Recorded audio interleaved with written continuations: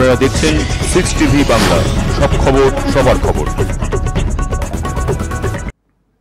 নমস্কার, আপনারা দেখছেন 6 টিভি বাংলা। আমি মনীষ কীর্তনিয়া শুরু করছি আজকের খাস কথা।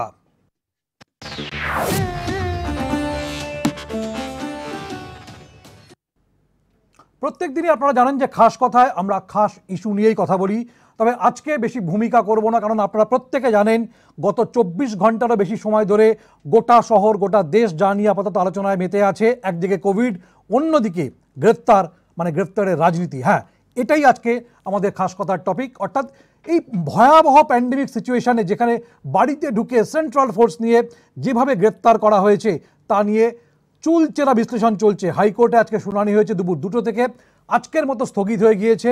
আগামীকাল আবার শুনানি দুপুর 2টো থেকে। কে ঠিক কে বেঠিক এটা বিচারপতি বা বিচারকরা ঠিক করবেন। সঙ্গে রয়েছেন আইনজীবীরা। আমরা খাস কথায় আজকে এটা নিয়েই আলোচনা করব। আসলে যে সময় এই গ্রেফতার করা হলো সেটা 2014 মামলা, টানা চলছিল, এত বড় একটা নির্বাচন চলে গেছে, ভয়াবহ কোভিডের মধ্যে স্বজন হারার কান্না চারিদিকে, কিন্তু তার মধ্যেও কি দরকার ছিল এই গ্রেফতারি? যেখানে নতুন নির্বাচিত সরকার ক্ষমতায় এসেই মানুষকে বাঁচানোর কাজে ঝাঁপিয়ে পড়েছেন, কেন্দ্রীয় সরকার ব্যর্থ, দিকে দিকে হাহাকার, গণচিতা জ্বলছে, তার মাঝখানে রাজনীতি করার কোনো প্রয়োজন ছিল কি? এটা নিয়েই বাংলার মানুষ যে জনাদেশ দিয়েছেন তাতে করে পরিষ্কার একেবারে বিজেপিকে তারা চান না। বিরোধী আসনে বসেছেন, গঠনমূলক সমালোচনা করুন, এই মুহূর্তে উচিত সরকারকে সাহায্য করা, কোথায় তা না। যেটা করা হচ্ছে সেটা আসলে রাজনীতি, হেরে গিয়ে মেনে না নেওয়া, এটাই হচ্ছে এই মানসিকতা। এটা নিয়ে আমরা আলোচনা করব, বিভিন্ন দিক নিয়ে বলবেন। আমাদের সঙ্গে স্টুডিওতে এই মুহূর্তে রয়েছে, এক এক আলাপ করে দিই। আমার একেবারেই ডান দিকে রয়েছেন অয়ন চক্রবর্তী, বিশিষ্ট আইনজীবী, দীর্ঘ অভিজ্ঞতা এবং এই মামলার পুঙ্খানুপুঙ্খ দিক তার কাছ থেকে আমরা জানবো এবং কোথায় যেতে চলেছে মামলা শুনবো। আমার বাঁদিকে রয়েছেন সম্রাট চট্টোপাধ্যায়, 6 টিভি বাংলার আউটপুট এডিটর, দীর্ঘ অভিজ্ঞতা, সম্রাট তা বিশ্লেষণ করবেন। একেবারে বাঁদিকে রয়েছে অভিজিৎ ঘোষ, দীর্ঘ 26 বছর ধরে এই সাংবাদিকতা পেশায় রয়েছেন, এই ধরনের অনেক চড়াই উত্তরাই মামলা মোকদ্দমা দেখেছেন এবং বিভিন্ন রেফারেন্স দিয়ে তিনিও বললেন প্রত্যেক দিন কোনো না কোনো ইস্যু নিয়ে তার সঙ্গে আমরা আলোচনা করি। সঙ্গে থাকবেন আপনারা। ফোন নাম্বারটা একবার বলে দিচ্ছি, এক্ষুনি আমরা ফোনটা খুলবো না, মাত্র 2-4 মিনিট পরে আপনারা আমাদের সঙ্গে জুটবেন। 0336817707 এই নাম্বারে আপনারা ফোন করবেন, যে নাম্বারে ফোন করেন, কিন্তু একটু পরে, কেননা আলোচনাটা একটু শুনে নেব। সঙ্গে আমার দুই সহকর্মী, একজন অভিষেক বসু, তিনি রয়েছেন প্রেসিডেন্সি জেলের সামনে থেকে, রোহিতাশা মিত্র এসএসকেএম থেকে, অর্থাৎ যে এসএসকেএমে মদন মিত্র, সুব্রত মুখোপাধ্যায়, শোভন চট্টোপাধ্যায়রা ভর্তি রয়েছে। দিনভর সেখানে নানান রকম শেড আমরা পাচ্ছি, কখনো বৈশাখী বন্দ্যোপাধ্যায়, কখনো রত্না, কখনো অন্য কেউ, কখনো অনুগামীরা ভিড় করছেন, ডাক্তাররা বলছেন, কেউ বেরোচ্ছেন। কি হচ্ছে আসলে, কি দেখলো সারাদিন রোহিতাশা, জানাবো আপনাদের। প্রেসিডেন্সির বাইরে ছবিটা কি? প্রিয়দর্শিনী ববি হাকিমের মেয়ে, বড় মেয়ে, তিনি গিয়েছিলেন, বেরিয়ে এসে কথা বলেছেন। আসলে কেমন আছেন সবাই, কি হচ্ছে জানতে চাইছেন মানুষ। এই লকডাউনের বাজারে যেখানে সব মিলিয়ে সবাই ঘেটে আছি আমরা বিভিন্ন কারণে বিভিন্ন দিকে, তার মধ্যে এটা আলোচনা করতে হচ্ছে, দুঃখের কিন্তু করতেই হচ্ছে। শুরুতেই আমরা বলে নিই যে এই আপাতত শুনানি আজকের মতো শেষ হয়েছে, আগামীকাল শুনানি হবে। তার আগে অয়ন চক্রবর্তী রয়েছেন। অয়নদা, এই শুনানি, আমি আইনি মারপ্যাচের দিকে যাচ্ছি না খুব একটা, সহজ সরল ভাষায় যদি বলতে চাই, আজকে কোর্টরুমের ভেতরে বিচারপতিরা যা বলেছেন, আইনজীবীরা যা বলেছেন, সলিসিটর যা বলেছেন, সিবিআইয়ের যিনি ছিলেন আইনজীবী তিনি যা বলেছেন, বা আমাদের রাজ্য সরকারের তরফে যা যা বলা হয়েছে, তার নির্যাস যদি দেখা যায় তাহলে কি দাঁড়ালো, কি হলো আজকে? না দেখুন, প্রথমেই যেটা বলি সেটা হচ্ছে যে আজকে সিবিআই ফর্মাল রিট পিটিশনটা ফাইল করেছে আজকে। আগামী মানে গতকাল যে পিটিশনটা দিয়েছিল সেটা কিন্তু একটা ইমেলের মাধ্যমে পাঠিয়েছিল। আলটিমেটলি আজকে ওনারা একটা 90 পাতার একটা পিটিশন ফাইল করেছেন এবং সেখানে ওনারা বিস্তারিত বর্ণনা দিয়েছেন, যেটা কিন্তু mainly law and order related, সেটা কিন্তু অন্য কোনো ইস্যুজ রেসপেক্টে নয়। এবং সেখানে আপনারা অলরেডি খবরে দেখিয়েছেন যে চিফ মিনিস্টার, ল মিনিস্টার এবং কল্যাণ বন্দ্যোপাধ্যায়কেও তারা পার্টি করেছে, কারণ ওখানে ওনাদের মেন যে অ্যালিগেশনটা ছিল যে তারা বিভিন্ন রকমভাবে তদন্তকারী অফিসারদেরকে হেকেল করেছে, বা সিএম হিসাবে গিয়ে ওখানে ধর্নায় বসে একটা প্রেশার ক্রিয়েট করেছে, বা ল মিনিস্টার কোর্টের বাইরে গিয়ে একটা প্রেশার ক্রিয়েট করেছে।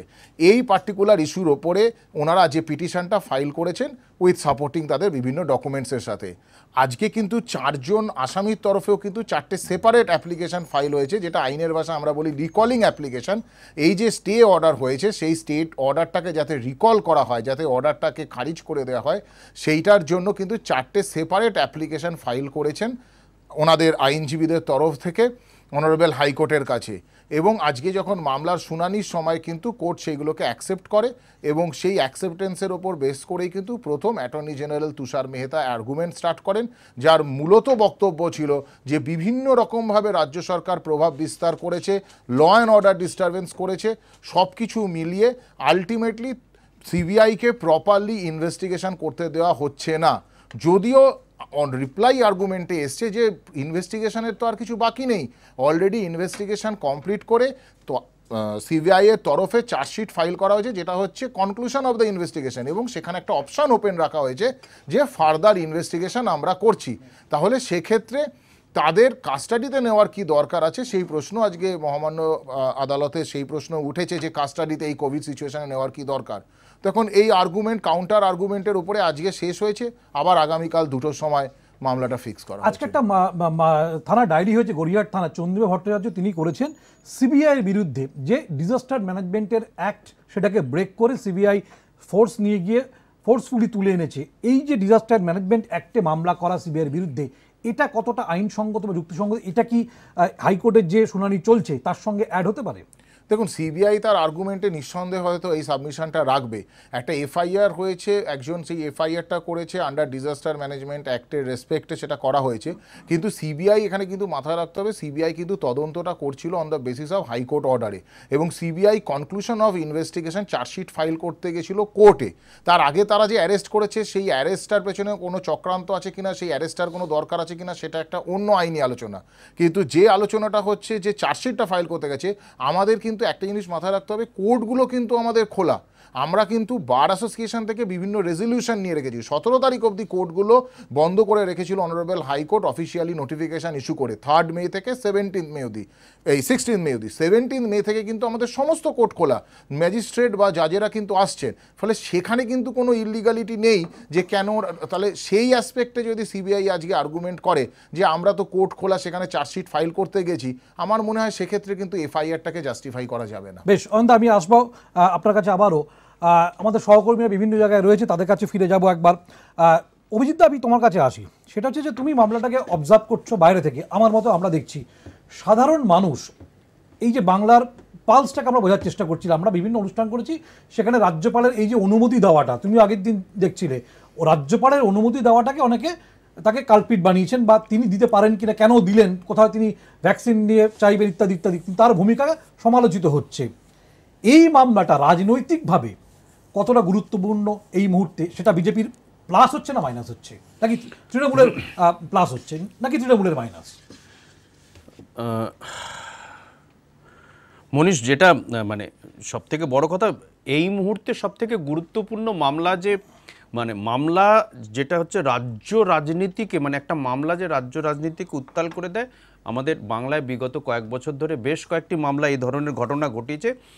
এই নারদ মামলার এই যে গ্রেফতার এবং গ্রেফতার করার পর যে পরবর্তী যে পরিস্থিতি তৈরি হয়েছে, সেটা নিঃসন্দেহে এই সময়ে যে কোনো রাজ্যের ক্ষেত্রে, আমি বলবো যে কোনো রাজ্যের যদি পরিপ্রেক্ষিতে ধরায়, তাহলে কিন্তু নিশ্চিতভাবে রীতিমতো হচ্ছে সাড়া ফেলেছে। এখন প্রশ্ন হচ্ছে যে রাজ্যপালের ভূমিকা নিয়ে প্রশ্ন উঠেছে।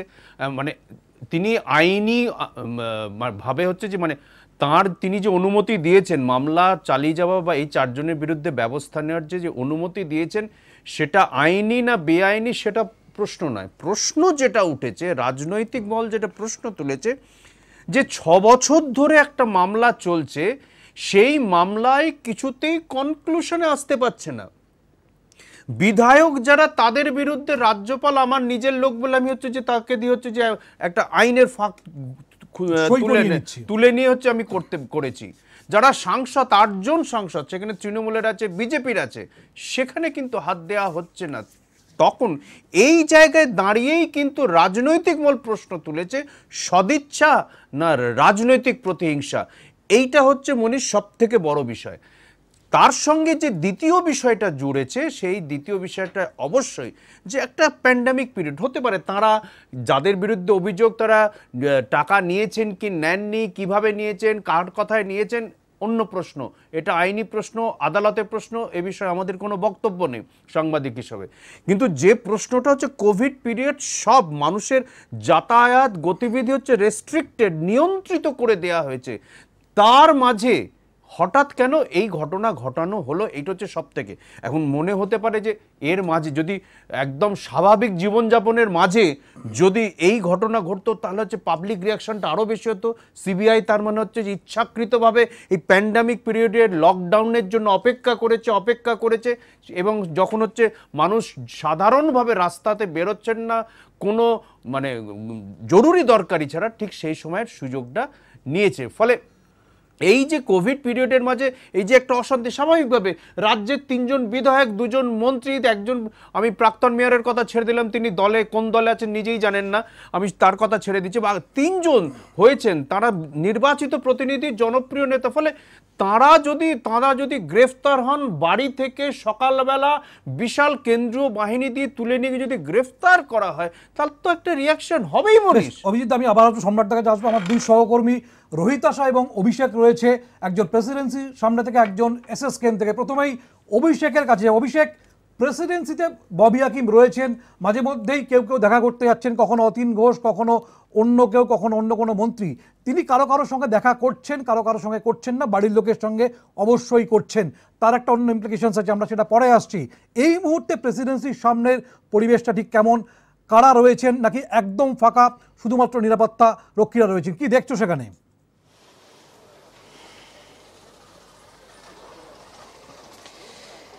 দেখো মনীষ, তোমাকে প্রথমেই যদি আমি উজ্জ্বলকে বলি একটু প্রেসিডেন্সির সামনের ছবিটা একটু দেখিয়ে দিতে তোমাকে। এখন কিন্তু এখানে শুধুমাত্র সংবাদ মাধ্যমের গুটি কয়েক কর্মীরা রয়েছেন এবং শুধুমাত্র নিরাপত্তা রক্ষীরা রয়েছেন। এবং বেশ কিছুক্ষণ আগে ফিরহাদ হাকিমের স্ত্রী, তিনি ভেতরে ছিলেন, তিনি কিন্তু বেরিয়ে গেছেন। এবং সব থেকে বড় কথা, তিনি সকাল থেকে অনেকে এসছেন, গতকালকেও বেশ কিছু বিধায়ক এসেছিলেন, নেতারা এসেছিলেন, তৃণমূল নেতারা এসেছিলেন।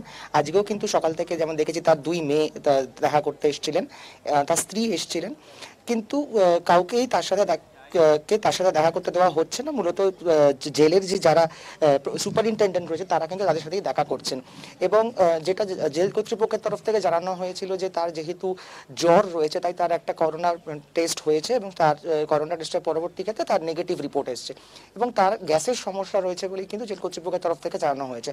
অর্থাৎ এই মুহূর্তে জেলের সামনের ছবিটা কিন্তু সম্পূর্ণ একেবারেই স্পষ্ট যে জেলের সামনে এই মুহূর্তে কড়া নিরাপত্তা বলয় মুড়ে ফেলা হয়েছে, যেটা নিয়ে বারবার আজকে হাইকোর্টে যেটা নিয়ে বারবার প্রশ্ন উঠেছিল যে কিভাবে মুখ্যমন্ত্রী সিবিআই দফতরে পৌঁছে গেছিলেন গ্রেফতারের পর, এবং তারপরেই গোটা রাজ্য জুড়ে বিক্ষোভ সমাবেশ শুরু হয়েছিল। তারপর থেকে কিন্তু আজকে যেমন সকালবেলা একটি ফেসবুক ভিডিও ভাইরাল হয়েছিল, যেটা ফিরহাদ হাকিমের মেয়ে প্রিয়দর্শিনী হাকিম সে কিন্তু করেছিল এবং সেখানে আবেদন করেছিল যে কোনো রকম বিক্ষোভ, কোনো রকম অবস্থান যেন জেলের বাইরের করা না হয়, কোর্টের সামনের করা না হয়। পাশাপাশি মদন মিত্রের স্ত্রীও কিন্তু একইভাবে আবেদন করেছিল যেন কোনো রকম বিক্ষোভ বা কোর্টের সামনে কোনো রকম অবস্থান করা না হয়। মনীষ, বেশ, সঙ্গে থাকো অভিষেক। আমি রোহিতাশার কাছে আসবো। রোহিতাশা, দিনভর এসএসকেএমের নানান রকম লোকজনের আনাগোনা হয়েছে। রত্না চট্টোপাধ্যায় গিয়েছেন, বৈশাখী গতকাল থেকে তাণ্ডব চালিয়েছেন, কার্যত বিভিন্ন রকমভাবে ওখানে থাকার আবদার করেছেন। শোভন চট্টোপাধ্যায় যে কেবিনে রয়েছেন, সেখানে কারা কারা এলেন? সুব্রত মুখোপাধ্যায়, মদন মিত্র, তাকে একবার হুইল চেয়ারে বাইরে আসতে দেখেছি আমরা। কি দেখলে সারাদিন ওখানে? এখন কারা আছে ওখানে? দেখো মনীষদা, এখন ঘড়ির কাঁটা প্রায় 7:30। আমি তোমাকে একটু জানিয়ে রাখার চেষ্টা করব যে সকাল থেকে কিন্তু শোভনবাবু, সুব্রতবাবু এবং মদনবাবুর পরিবারের লোকজন কিন্তু এসছেন। আমি ক্রমে পরপর আসছি। সুব্রতবাবুর স্ত্রী সকালবেলায় এসএসকেএম হাসপাতালে এসে উপস্থিত ছিলেন এবং বলা যেতে প্রায় তিনি সারাদিনই ভেতরেই ছিলেন এবং সন্ধ্যাবেলা কিছুক্ষণ আগে তিনি তার গন্তব্য এসএসকেএম থেকে তিনি বেরোন। সংবাদ মাধ্যমকে তিনি বিশেষ কিছু জানাতে চাননি। এরপরে আসবো আমি শোভনবাবুর পরিবারের লোকজনের কথায়। শোভনবাবুর স্ত্রী অর্থাৎ রত্না দেবী আজকে সকালবেলা এসেছিলেন সংবাদ মাধ্যমকে তিনি জানান যে শোভনবাবুর সঙ্গে তার দেখা হয়নি, তিনি ডাক্তারের সঙ্গে তিনি কথা বলেছেন এবং জানান যে পরিস্থিতি আগের থেকে স্থিতিশীল, কিন্তু এখনো পর্যন্ত হসপিটাল থেকে ছাড়া পাওয়ার মতো, হাসপাতাল থেকে রিলিজের মতো এখনো পর্যন্ত কিন্তু সুস্থতা হননি। এবার আসছি আমি মদন বাবুর কথায়, বা আমি তোমাকে শোভনবাবুর বান্ধবী বৈশাখী বন্দ্যোপাধ্যায় কি আজকে এসেছিলেন, বিশেষ বান্ধবী? দেখো নিশা, শোভন বাবুর বেশ কয়েক জায়গা থেকে শোনা গেছে যে বৈশাখী দেবী হয়তো এখানে এসছিলেন বা এখানে হয়তো ছিলেন, কিন্তু কোনো রকমভাবে তাকে কিন্তু হাসপাতালে বা আশেপাশে কিন্তু কোথাও দেখা যায়নি, এখনো পর্যন্ত কিন্তু দেখা যায়নি। আমি যে কথাটা বলছিলাম মদন বাবুর কথা, অন্যান্য দুই হেভিওয়েট নেতার থেকে মদন বাবুর পরিস্থিতি কিন্তু তুলনামূলক কম স্থিতিশীল। আজকে সকালবেলা এই উডবর্ন ব্লক থেকে ট্রমা কেয়ার সেন্টারে তাকে হুইল চেয়ারে নিয়ে যাওয়া হয়, তার মুখে মাস্ক, অক্সিজেন মাস্ক ছিল এবং সেই সঙ্গে তিনি জানান যে তিনি একদমই সুস্থতা বোধ করছেন না। শুধু তাই নয়, তিনি জানান যে গোটা বিষয়টার পেছনে একটা বড় ষড়যন্ত্র রয়েছে। তিনি বেশি কিছু কথা বলতে পারেননি। তাকে হুইল চেয়ারে করে ট্রমা কেয়ার সেন্টারে নিয়ে যাওয়া হয়, সেখানে বিভিন্ন শারীরিকভাবে পরীক্ষা নিরীক্ষা হওয়ার কথা ছিল। তারপরে ট্রমা কেয়ার সেন্টার থেকে তাকে আবার গাড়িতে করে এই উডবর্ন ব্লকেই তাকে নিয়ে আসা হয় এবং হাসপাতাল সূত্রে যেটা জানা যাচ্ছে যে ট্রুকোনিন অর্থাৎ রক্তে প্রোটিনের পরিমাণ কতটা, সেই মাত্রা, সেই পরীক্ষা কিন্তু এই 3 হেভিওয়েট নেতার ক্ষেত্রেই করা হয়েছে। বা পরীক্ষা নিরীক্ষা আরও বাদবাকি বিভিন্ন পরীক্ষা নিরীক্ষা, যেমন শোভনবাবুর সুগার ও কিডনিজনিত সমস্যা রয়েছে, সুব্রতবাবুর পিসিওডি এবং বয়সজনিত সমস্যা রয়েছে এবং মদনবাবুর পোস্ট কোভিড যে সমস্যা রয়েছে, সেই বিষয়গুলিতে কিন্তু ডাক্তাররা, চিকিৎসকরা মিনিটে মিনিটে মনিটর করছেন এবং এবং তারা হাসপাতাল সূত্র থেকে এও জানা গেছে যে যদি প্রয়োজন পড়ে সেক্ষেত্রে চিকিৎসকরা বৈঠক করে আরও চিকিৎসক বাড়ানোর, তারা মেডিকেল বোর্ডে আরও চিকিৎসক বাড়ানোর তারা পরিকল্পনা করছেন। বেশ, ধন্যবাদ রোহিতা এবং অভিষেক, তোমরা পরিস্থিতির উপর নজর রাখো আরও বেশ খানিকক্ষণ, তারপর আমরা দেখার চেষ্টা করব যে আরও কেউ আসছেন কিনা বা সেখানে অন্য কোনো কিছু ঘটছে কিনা। আমি সরাসরি সম্রাটদার কাছে আসি। সম্রাটদা, এই ধরনের মামলা যা গতি প্রকৃতি, অনেকে মনে করছেন এই মামলা কালকে শুনানি শেষ হয়ে কোনো রায় হতে পারে বা অন্য কোনো কিছু ঘটতে পারে নাকি, আরও যেহেতু শুনানির পর্বটা দীর্ঘায়িত হচ্ছে, এক একজন আইনজীবী এক এক রকমভাবে বলছেন, কোর্টরুমের ভেতরে সওয়াল জবাব চলছে, এই মামলার গতি প্রকৃতি তোমার অভিজ্ঞতা কি বলে, কোন দিকে যাচ্ছে? দেখো, প্রথম কথা হচ্ছে যে আমি আইনের ছাত্র নই, আর এখানে অয়নের মতো একজন বিশিষ্ট আইনজীবী আছেন, ফলে আইনের কথাটা আমার মনে হয় আমরা অয়নের কাছ থেকে আরও ভালোভাবে শুনতে পাবো, আরও বিস্তারিত ব্যাখ্যা দিতে পারবে। আমার শুধু একটাই, একজন সাংবাদিক হিসাবে, একজন সাংবাদিকতার ছাত্র হিসাবে আমার একটাই বক্তব্য যে এই সময়টাই কি এই ঘটনাটা ঘটানোর প্রয়োজন ছিল সিবিআই এর? কারণ এরকম নয়, এই ফুটেজটা কিন্তু 3 দিন 4 দিন বা 7 দিন আগে পাওয়া যায়নি যে তড়িঘড়ি করে এই মুহূর্তে এই 4 জনকে তুলে নিয়ে যাওয়ার প্রয়োজন আছে। আমি কোভিড পিরিয়ড এরম একটা পরিস্থিতি যেখানে মানুষ বাঁচার লড়াই করছে, একটা পুরনো মামলা, সেইটা এই মুহূর্তে কেন? এর পেছনে আমার সাংবাদিক হিসাবে একজন মনে হয়েছে পুরোটাই রাজনৈতিক উদ্দেশ্য প্রণোদিত। বিজেপি চেয়েছিল এখানে দখল না, মানে এখানে তারা রাজ্য তারা পাবে এরকম একটা আশা করেছিল, না পাওয়ায় আমার ধারণা তারা প্রতিহিংসা পরায়ণ হয়ে সিবিআইকে, যাকে ইতিমধ্যেই সুপ্রিম কোর্ট বহুবার বলেছে তোতা পাখি, সেই তোতা পাখিদের লেলিয়ে দিয়েছে, যারা এই 4 জনকে শুধু নয় রাজ্যকে ডিস্টার্ব করার চেষ্টা করছে, তারা বিভিন্নভাবে অশান্তির সৃষ্টি করার চেষ্টা করছে। সম্রাটদা, আমরা এই আলোচনায় বিভিন্ন রকমভাবে আছি, বা অয়নদার কাছে আবার আসবো মামলার গতি প্রকৃতি নিয়ে। টেলিফোন লাইনটা এবার আমরা খুলে দিচ্ছি, আপনারা বন্ধুরা ফোন করবেন 033681170707 এই নাম্বারে, আপনাদের মতামত, প্রশ্ন সব জানাতে পারেন, কিন্তু ছোট করে এবং টেলিভিশনের সাউন্ডটা মিউট করবেন, না হলে লাইনটি কাটতে বাধ্য হব। প্রচুর বন্ধু ওয়েট করেন, আমরা একসঙ্গে অনেককে পেতে চাই। এবং একই সঙ্গে যদি কুণাল ঘোষ, তৃণমূল মুখপাত্র, তাকে একবার টেলিফোন লাইনে ধরা যায়, যদি তিনি ব্যস্ত না থাকেন, একবার সেই চেষ্টাও করবো। অয়নদা, মামলা যেদিকে যাচ্ছে, অনেকে বলছেন এই মামলা এখান থেকে বাইরে চলে যেতে পারে, ভুবনেশ্বর বা অন্য কোথাও চলে যেতে পারে, বা তাদেরকে নিয়ে কাস্টাডিতে অন্য কোথাও, অন্য স্টেটে চলে যেতে পারে, সেরকম কি কোনো সম্ভাবনা আছে নাকি পুরোটাই এখানে এই রাজ্যেই হবে, সেরকমই দাঁড়াচ্ছে? দেখুন, সম্ভাবনা আছে বলতে সেই সম্ভাবনাটা, প্রথম কথা, ক্যালকাটা হাইকোর্ট স্টেটের বাইরে মামলাটা ট্রান্সফার করবার অর্ডার দেওয়ার যে এখতিয়ার, সেটা ক্যালকাটা হাইকোর্টের নেই। Calcutta high court in between the state যদি কোনো ডিস্ট্রিক্টের মধ্যে এই ডিস্ট্রিক্ট থেকে ওই ডিস্ট্রিক্ট, সেই এখতিয়ারটা তার আছে। তার জন্য তাহলে সিবিআইকে সুপ্রিম কোর্টে যেতে হবে। এখনও অবধি কিন্তু আমাদের কাছে যে ইনফরমেশন, সুপ্রিম কোর্টে সিবিআইয়ের তরফে কিন্তু এরকম কোনো অ্যাপ্লিকেশন ফাইল করা হয়নি যে তারা স্টেট ট্রান্সফার চাইছে। হতে পারে এটা তারা একটা প্রিলিমিনারি গ্রাউন্ড তৈরি করছে, কারণ প্রত্যেকটা জিনিসই তো একটা ভিতের ওপর দাঁড়িয়ে থেকে তার ওপরেই তারা একটা দুটো তিনটে করে স্টেপস করে তারপরে তো একটা জায়গায় পৌঁছবে। কারণ প্রথমেই যদি সুপ্রিম কোর্টে যায়, সুপ্রিম কোর্টের প্রথম প্রশ্নটাই আসবে যে তোমাদের ওখানে অসুবিধাটা কী হচ্ছে, কেন তোমরা করতে পারছো না, কিসের জন্য তোমরা স্টেটের ট্রান্সফারটা চাইছো। কারণ সেই জায়গাটাকে হয়তো জাস্টিফাই করার জন্য অ্যাজ এ আইনজীবী হিসাবে আমার যেটা ব্যক্তিগত মত, এটা সিবিআইয়ের একটা স্ট্র্যাটেজিক্যালি স্টেপস এই অ্যাপ্লিকেশনটা ক্যালকাটা হাইকোর্টে ফাইল করা about this law and order situations নিয়ে, এবং মুখ্যমন্ত্রী, আইনমন্ত্রী বা রাজ্যের একজন হেভিওয়েট এমপি অ্যাডভোকেট তাদের ইনভলভমেন্ট, যে তারা কতটা অ্যাগ্রেসিভ মামলায় প্রপারলি তদন্ত করতে না দেওয়া বা অ্যাকিউজদেরকে আনকন্ডিশনালি ছেড়ে দিতে হবে, এই ধরনের ইস্যুসগুলো তৈরি করা।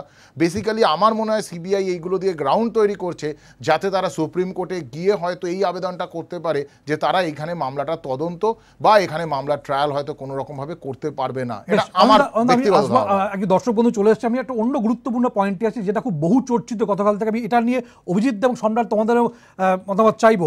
বলুন, নমস্কার, কে বলছেন, কোথা থেকে বলছেন? বলছি আমি হালিশহর থেকে বিশ্বনাথ সেনগুপ্ত বলছি। বলুন।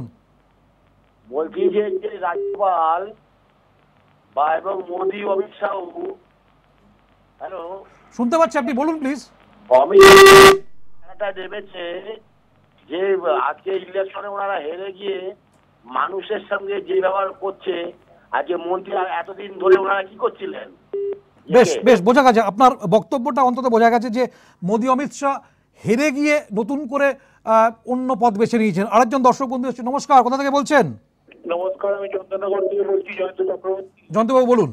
হ্যাঁ, এই জেলাতে অভিষেক মনু সিংভি রাজ্যপালের এগেইনস্টে যে অভিযোগ তুলেছে, রাজ্যপাল গ্রেপ্তারি পরোয়ানাতে সই করতে পারে না, এটা যদি আদালতে প্রতিষ্ঠিত হয় তাহলে কি রাজ্যপালের বিরুদ্ধে কোনো ব্যবস্থা নেওয়া যেতে পারে? বেশ, বিশিষ্ট আইনজীবী রয়েছেন অয়ন চক্রবর্তী, তিনি উত্তর দেবেন আইনজ্ঞ গোটা বিষয়টা, আইন সংক্রান্ত বিষয়ে। আরেকজন দর্শক বন্ধু এসেছেন, নমস্কার, কে বলছেন? হ্যালো, বলবো? বলুন। হ্যাঁ, আমি অলোক ব্যানার্জি, বেলগুড়িয়া থেকে বলছি। বলুন অলোক বাবু। আমার বক্তব্য হচ্ছে, সবে একটা নতুন সরকার যখন এলো, এক সপ্তাহ হয়নি আমাদের যখন পুরো প্রশাসকরা বেরিয়েছেন রাস্তায় বাংলার মানুষের সেবা করতে, সেই সময় আমার একটাই বক্তব্য, এই নোংরা রাজনীতি কেন বিজেপি করছে? বেশ, নোংরা রাজনীতি কেন বিজেপি করছে? অলোক বাবু, আজকে সময় কম, আমরা আবার আগামীকাল আপনার ফোন নেব। আরেকজন দর্শক, নমস্কার, কে বলছেন? নমস্কার।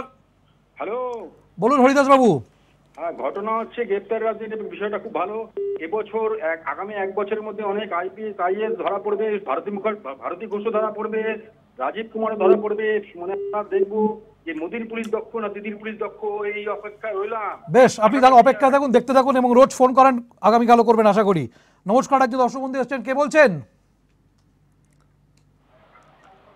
নমস্কার। নমস্কার। বেশ, লাইনটি কেটে গেছে, আমি আবার টেলিফোন নেবো, কিন্তু তার আগে যেটা প্রশ্নটা করছিলাম অয়নদা, সেটা হচ্ছে যে মুখ্যমন্ত্রী ওখানে গিয়েছেন বলে সিবিআই তাকে পার্টি করেছে, এদিকে মলয় ঘটক আইনমন্ত্রী তিনি কেন লোয়ার কোর্টে বসেছিলেন, পার্টি করেছে। তো একজন সহকর্মী যে একজন বিপদে পড়েছে বা কোনো একটা ঘটনা রয়েছে, কলিগ হিসেবে তিনি যেতেই পারে, নাকি মুখ্যমন্ত্রী তিনি তাকে ধর্ণা হিসেবে দেখানো হচ্ছে? এইটা আইনগত দিক থেকে কি অসুবিধাজনক? আর রাজনীতির প্রশ্নটা আমি তোমাদের দুজনকেই করছি, অভিজিৎ দা ও সম্রাট দা, রাজনীতির দিক থেকে এটা কতটা তাৎপর্যপূর্ণ? আগে অন্তরটা শুনে নেবো, আইন দিকটা শুনে নেবো। দেখুন, মুখ্যমন্ত্রী হিসাবে ওখানে যাওয়াটা কিন্তু কোনো আইনে কোনো বাধা নেই, প্রথম কথা। কিন্তু যখনই উনি কলিগের ব্যাপারটা আলাদা, কিন্তু যদি কলিগ হয় মুখ্যমন্ত্রী, তাহলে তার যে কি বলবো, তার যে প্রেশারটা ওখানে গিয়ে সবার মধ্যে সেটা ছড়িয়ে পড়ে, এবং উনি যখন যাচ্ছেন সেই দেখে তাদের ফলোয়ার্সরা যাচ্ছে। সিবিআই এই পয়েন্টটাকে ধরেছে যে মুখ্যমন্ত্রী যদি একা যেতেন, সেটা হয়তো একজন কলিগ হিসাবে আরেকজন কলিগের পাশে দাঁড়াতে চাইছেন, কিন্তু ওনাকে দেখা দেখি আরও 1000, 1500, 2000, যেটা সিবিআই এর অভিযোগ, তারাও যখন সঙ্গে যাচ্ছে তখন কিন্তু, এবং সেখানে গিয়ে বিভিন্ন রকম ধরুন আনলফুল অ্যাক্টিভিটিস হচ্ছে, সেখানে ঢিল ছুটছে সিআরপিএফ এর লক্ষ্য করে, হোয়াট এভার বিং, আমার তো মনে হয় এটা এক ধরনের ট্র্যাপ, যেটা করে ইনভাইট করা হলো যে এই মামলাটা আজকে যদি ওখানে মুখ্যমন্ত্রী না যেতেন, আজকে যদি আইনমন্ত্রী না যেতেন, এটা একটা খুব সামান্য মামলা, এটাতে এমনি চার্জশিট হয়ে গেছে, এমনি বেল হয়। আপনারা এর আগেও দেখেছেন যখন ধর্মতলায় মুখ্যমন্ত্রী রাজীব কুমারের পাশে গিয়ে দাঁড়িয়েছে, তারপরে সারদা মামলার ইন্টারোগেশনের এটা পুরো প্রসেসটা সুপ্রিম কোর্ট কিন্তু শুধুমাত্র সেই গ্রাউন্ডে ওয়েস্ট বেঙ্গল থেকে কিন্তু ট্রান্সফার করে পাঠিয়ে দিল শিলংয়ে। আমার বক্তব্য হচ্ছে যখন আইনে আমাদের সব রকমের ফেসিলিটি দেওয়া আছে এবং চার্জশিট হয়ে গেলে জেনারেলি কোনো জজেরাই বেলে এই ধরনের অফেন্সের ক্ষেত্রে, কারণ এটা পুরোটাই ডকুমেন্টারি, এটা তো এখানে এভিডেন্স তো ডকুমেন্টারি এভিডেন্স, এখানে কি ট্যাম্পার হবে, এখানে কোন উইটনেস ইনফ্লুয়েন্স হবে। বেশ অনন্ত, আমি আসছি অভিজিতের কাছে, আসলে দুজন দর্শক বন্ধু আছে, শুনে নি। নমস্কার, কে বলছেন? হ্যাঁ, আমি চন্দ্র ঝা বলছি, মগরাহাট থেকে। বলুন। বলছি এইভাবে যে শুধু শুধু তুলে নিয়ে চলে গেল, জানি ওদের বিরুদ্ধে অনেক মামলা মকদ্দমা সব আছে, কিন্তু এদেরকে এই কোভিডের সময় তোলার সময় হলো, আর সময় ছিল না। বেশ, আপনি দেখতে থাকুন, আরেকজন দর্শক বন্ধু ওয়েট করছেন। নমস্কার। হ্যালো, বলুন, কোথা থেকে বলছেন? আমি ডানলপ থেকে বলছি। বলুন। এই যে বাঙালিদের এবং বাংলাকে যে অপমানটা করা হচ্ছে, তার নাটের গুরু গাদাটা বসে আছে রাজভবনে, গাদাটা বের করে দিলে ম্যারেজ করলে প্রবলেম সলভ হয়ে যায়। বেশ, আপনি দেখতে থাকুন। অভিজিৎ, আমি মানে রাজ্যপালের বিরুদ্ধে ক্ষোভ আমি কদিন ধরেই দেখছি বিভিন্ন অনুষ্ঠানে তারা উগড়ে দিচ্ছেন। রাজ্যপালকে এভাবে ইমপিচ করে সরানো যায় কিনা বা তার প্রভিশন আছে কিনা অয়নদা বলতে পারবে, তার আলোচনা পরে আসছি। মুখ্যমন্ত্রীর যাওয়াটা কি রাজনৈতিকভাবে তৃণমূলকে কিছুটা বিপক্ষে ফেললো বা ব্যাকফুটে নিয়ে গেল এদেরকে? না, যারা মুখ্যমন্ত্রীকে চেনেন বা মুখ্যমন্ত্রীর কাজকর্ম সম্বন্ধে অবহিত, তারা জানেন যে মুখ্যমন্ত্রী এভাবেই সামনে থেকে লিডারশিপটা লিড করেন বা কলিগদের পাশে দাঁড়ান করেন। এবং আমরা তো দেখেছি এবারে নির্বাচনটা কত মানে দাঁত নখ বার করার নির্বাচন ছিল, যার মাঝখান দিয়ে মুখ্যমন্ত্রীকে একা লড়তে হয়েছে। ফলে যে বিষয়টা হচ্ছে যে মুখ্যমন্ত্রীর এই যাওয়াটার মধ্যে নতুনত্ব কিছু নেই। মুখ্যমন্ত্রী কিন্তু যখন এই সমস্ত বোল্ড স্টেপ নেন, তখন কিন্তু এই ধরনের ঘটনা ঘটে এবং সেটা নিয়ে সমালোচনা হয়, যেটা হচ্ছে যে তিনি পোড় খাওয়া নেত্রী এগুলোকে মাথায় রাখেন না। কিন্তু যে বিষয়টা হচ্ছে, একটা বিষয় কিন্তু যেটা অয়ন বলছিলেন, যে আজকে যখন একটা পাতি মামলা যেটা হচ্ছে চার্জশিট হয়ে গেছে, তাদের বিরুদ্ধে আর এভিডেন্স ট্যাম্পার করার কোনো জায়গা নেই, এভিডেন্স নিয়েই তো তাদের সঙ্গে কথা বলে চার্জশিট তৈরি হয়েছে। তাহলে যেখানে হচ্ছে মুখ্যমন্ত্রী সেখানে যাওয়াটাকে হচ্ছে যে আজকে ইস্যু করছে। মামলা যেদিনকে শুনানি হওয়ার কথা, মানে বেল গ্র্যান্টেড হবে কি হবে না, লোয়ার কোর্টে টিভি ক্যামেরায় দেখা যাচ্ছে যে আইনমন্ত্রী তিনি যেখানে বিচার পর্ব হবে সেই ব্যাংশাল কোর্টে যাচ্ছেন। এই যে দেখা, এখন তো সব জায়গায় ক্যামেরা, সিসি ক্যামেরা, সমস্ত জায়গায় সাংবাদিকরা রয়েছেন, ফলে কোনোটাই হচ্ছে এড়ানোর জায়গা নেই। ফলে এই ঘটনাগুলো কিন্তু সিবিআইকে কোর্টে বলার সুযোগ করে দিয়েছে। অভিজিৎ, আমি সম্রাটদার কাছে আসবো, তার আগে দুজন দর্শক বন্ধু আছে। নমস্কার, কে বলছেন? হ্যাঁ নমস্কার, আমি গৌতম সান্যাল বলছি। বলুন। আমার প্রশ্নটা হচ্ছে যে এইভাবে সিবিআই বা এইভাবে যে আমাদের রাজ্য সরকারকে যেভাবে হ্যারাসমেন্ট করা হচ্ছে, এতে তো করোনা তো বেড়েই চলেছে। এই বিষয়ে কেন্দ্র সরকার কোনো রকম কোনো কিছু না করে এই রকম সময়ের মধ্যে দিয়ে যাচ্ছে আমাদের সারা দেশ তথা পৃথিবী, এইটা কি ঠিক হচ্ছে? বেশ, এইটা ঠিক হচ্ছে কিনা এই প্রশ্ন আপনারও যেমন আছে, আমারও আছে, গোটা পশ্চিমবঙ্গবাসীর আছে। নমস্কার, আপনি দেখতে থাকুন, আরেকজন রয়েছে। নমস্কার, কে বলছেন? হ্যালো, বলুন, কোথা থেকে বলছেন? আমি গলফিন থেকে সুরজিৎ নন্দী কথা বলছি। বলুন সুরজিৎ বাবু। হ্যাঁ, একটা আমার জিনিস বলার রয়েছে, সেটা হচ্ছে যে এই মামলাটার চার্জশিট তৈরি হয়ে গেছে, তারা সব রকম কোঅপারেশন করছে এবং তারা কোথাও রাজ্য ছেড়ে চলে যাবে না। তারা সবসময় তাদের ডকুমেন্ট সমস্ত সিবিআইয়ের কাছে জমা রয়েছে, পুরনো মামলা সবকিছু একটা প্রসেসে আছে। এতৎসত্ত্বেও একটা নর্মাল একটা মামলাকে একটু জেনারেল ভাবে না চালিয়ে বারবার এরকম সিবিআই কে দিয়ে অ্যারেস্ট করিয়ে তুলিয়ে নিয়ে গিয়ে এই ভিড়ভাড়টা সৃষ্টি করে মানুষের সঙ্গে অসহযোগিতা সৃষ্টি করে রোগটাকে ছড়িয়ে দিয়ে, এটা একটা সম্পূর্ণ উদ্দেশ্য প্রণোদিত একটা ফ্যাসিস্টিক নেচার আমরা ধরা পড়ছে এই জিনিসগুলোর মধ্যে থেকে। বেশ বেশ, ধন্যবাদ, আপনি দেখতে থাকুন। আর একজন দর্শক বন্ধু রয়েছে, শুনে নেব। নমস্কার, কে বলছেন? হ্যাঁ, আমি নয়াটি থেকে বলছি। বলুন। বলছি মুকুন্দ রায় আর শুভেন্দু অধিকারী এরা কেন এখনো পর্যন্ত ধরা হলো না, আর ওয়ারেন্ট না দিয়ে কি করে তাদের অ্যারেস্ট করা হলো? বেশ, আইনি দিক, দুটোই আইনি দিক, আইনি প্রশ্ন উত্তর দেবেন অয়নবাবু রয়েছেন এখানে। সম্রাটদা আসবো। সম্রাটদা, এই আরেকটা ফোন আছে, নিয়ে নিন। নমস্কার, কে বলছেন? হ্যালো, বলুন। আমি হুগলি থেকে বলছি। বলুন। বলছি রাজ্যে তো চোর চচ্চড়ে তো ভরে গেছে, চোরদের ধরার জন্য এত আন্দোলন, তো রাজ্যপাল কি ভুল কাজটা করেছে? না, এইটা চোর কি চোরটা সেটা হাইকোর্ট বলবে না, আপনি বললে তো মুশকিল। শুভেন্দু অধিকারী, মুকুল রায়, তার বিরুদ্ধেও তো চুরির অভিযোগ রয়েছে, তারাও টাকা নিয়েছেন, তো তাদের নিয়ে তো বলতে হবে, একতরফা হলে তো হবে না। আপনি দেখতে থাকুন। হ্যাঁ, আরেকজন দর্শক বন্ধু, নমস্কার, কে বলছেন? হ্যাঁ, আমি পায়রাডাঙ্গা নদিয়া থেকে বলছি। বলুন। প্রীতম দে সরকার বলুন। আমার বক্তব্য ছিল, এখানে বলা হচ্ছে পশ্চিমবঙ্গের বর্তমান যা পরিস্থিতি, সেখান থেকে আমাদের এই কেসটাকে নিয়ে যাওয়া উচিত অন্য কোনো স্টেটে, এই জন্য আবেদন করা হচ্ছে। তা পশ্চিমবঙ্গের যদি এই পরিস্থিতি হয়ে থাকে, তাহলে প্রচুর হাজার হাজার কেস এখানে জমা পড়ে আছে, প্রচুর গরিব মানুষ যাদের কেস দীর্ঘদিন ধরে চলছে এবং প্রচুর পয়সা তাদের নষ্ট হচ্ছে। এই কেসগুলো তারা কি এখান থেকে তুলে নিয়ে গিয়ে ওইগুলো সুরাহা করে দেবেন তো? বেশ, আপনি দেখতে থাকুন। আর একজন দর্শক বন্ধু, নমস্কার, কে বলছেন? নমস্কার, আমি তাপস ঘোষ বলছি বেলেঘাটা থেকে। বলুন। এখানে যে বলছিল যে পূর্ব পরিকল্পিতভাবে আমরা স্কিম করেছি, it's the other way round. কারণ ওরা পূর্ব পরিকল্পিতভাবে জিনিসটাকে সাজিয়েছে যাতে আমাদের মধ্যে এরকম একটা মাস হিস্টেরিয়া তৈরি হয়, which can be used. This was purely foresight, এটা আগে থেকে চিন্তা করা ছিল, যেটা কিন্তু এখনো পর্যন্ত কেউ কংক্রিটলি তোলেনি। পরিকল্পনাটা ছিল। বেশ, বোঝা গেছে, আপনার ইঙ্গিতটা বোঝা গেছে। আরেকজন দর্শক বন্ধু রয়েছেন, এটা নিয়ে আমরা একটা বিরতিতে যেতে হবে, তারপরেই গোটা বিষয়গুলো যারা আপনারা বললেন সেটা নিয়ে আমরা প্রথমে অয়নবাবুর কাছে আসবো, তারপর সম্রাটদার কাছে যাব। নমস্কার, কে বলছেন? লাইনটি কেটে গিয়েছে। আমরা ফিরবো এই আলোচনায় যে এই আইনি দিকগুলো নিয়ে এতগুলো বিষয় প্রশ্ন এসছে, অয়নবাবু তার উত্তর দেবেন।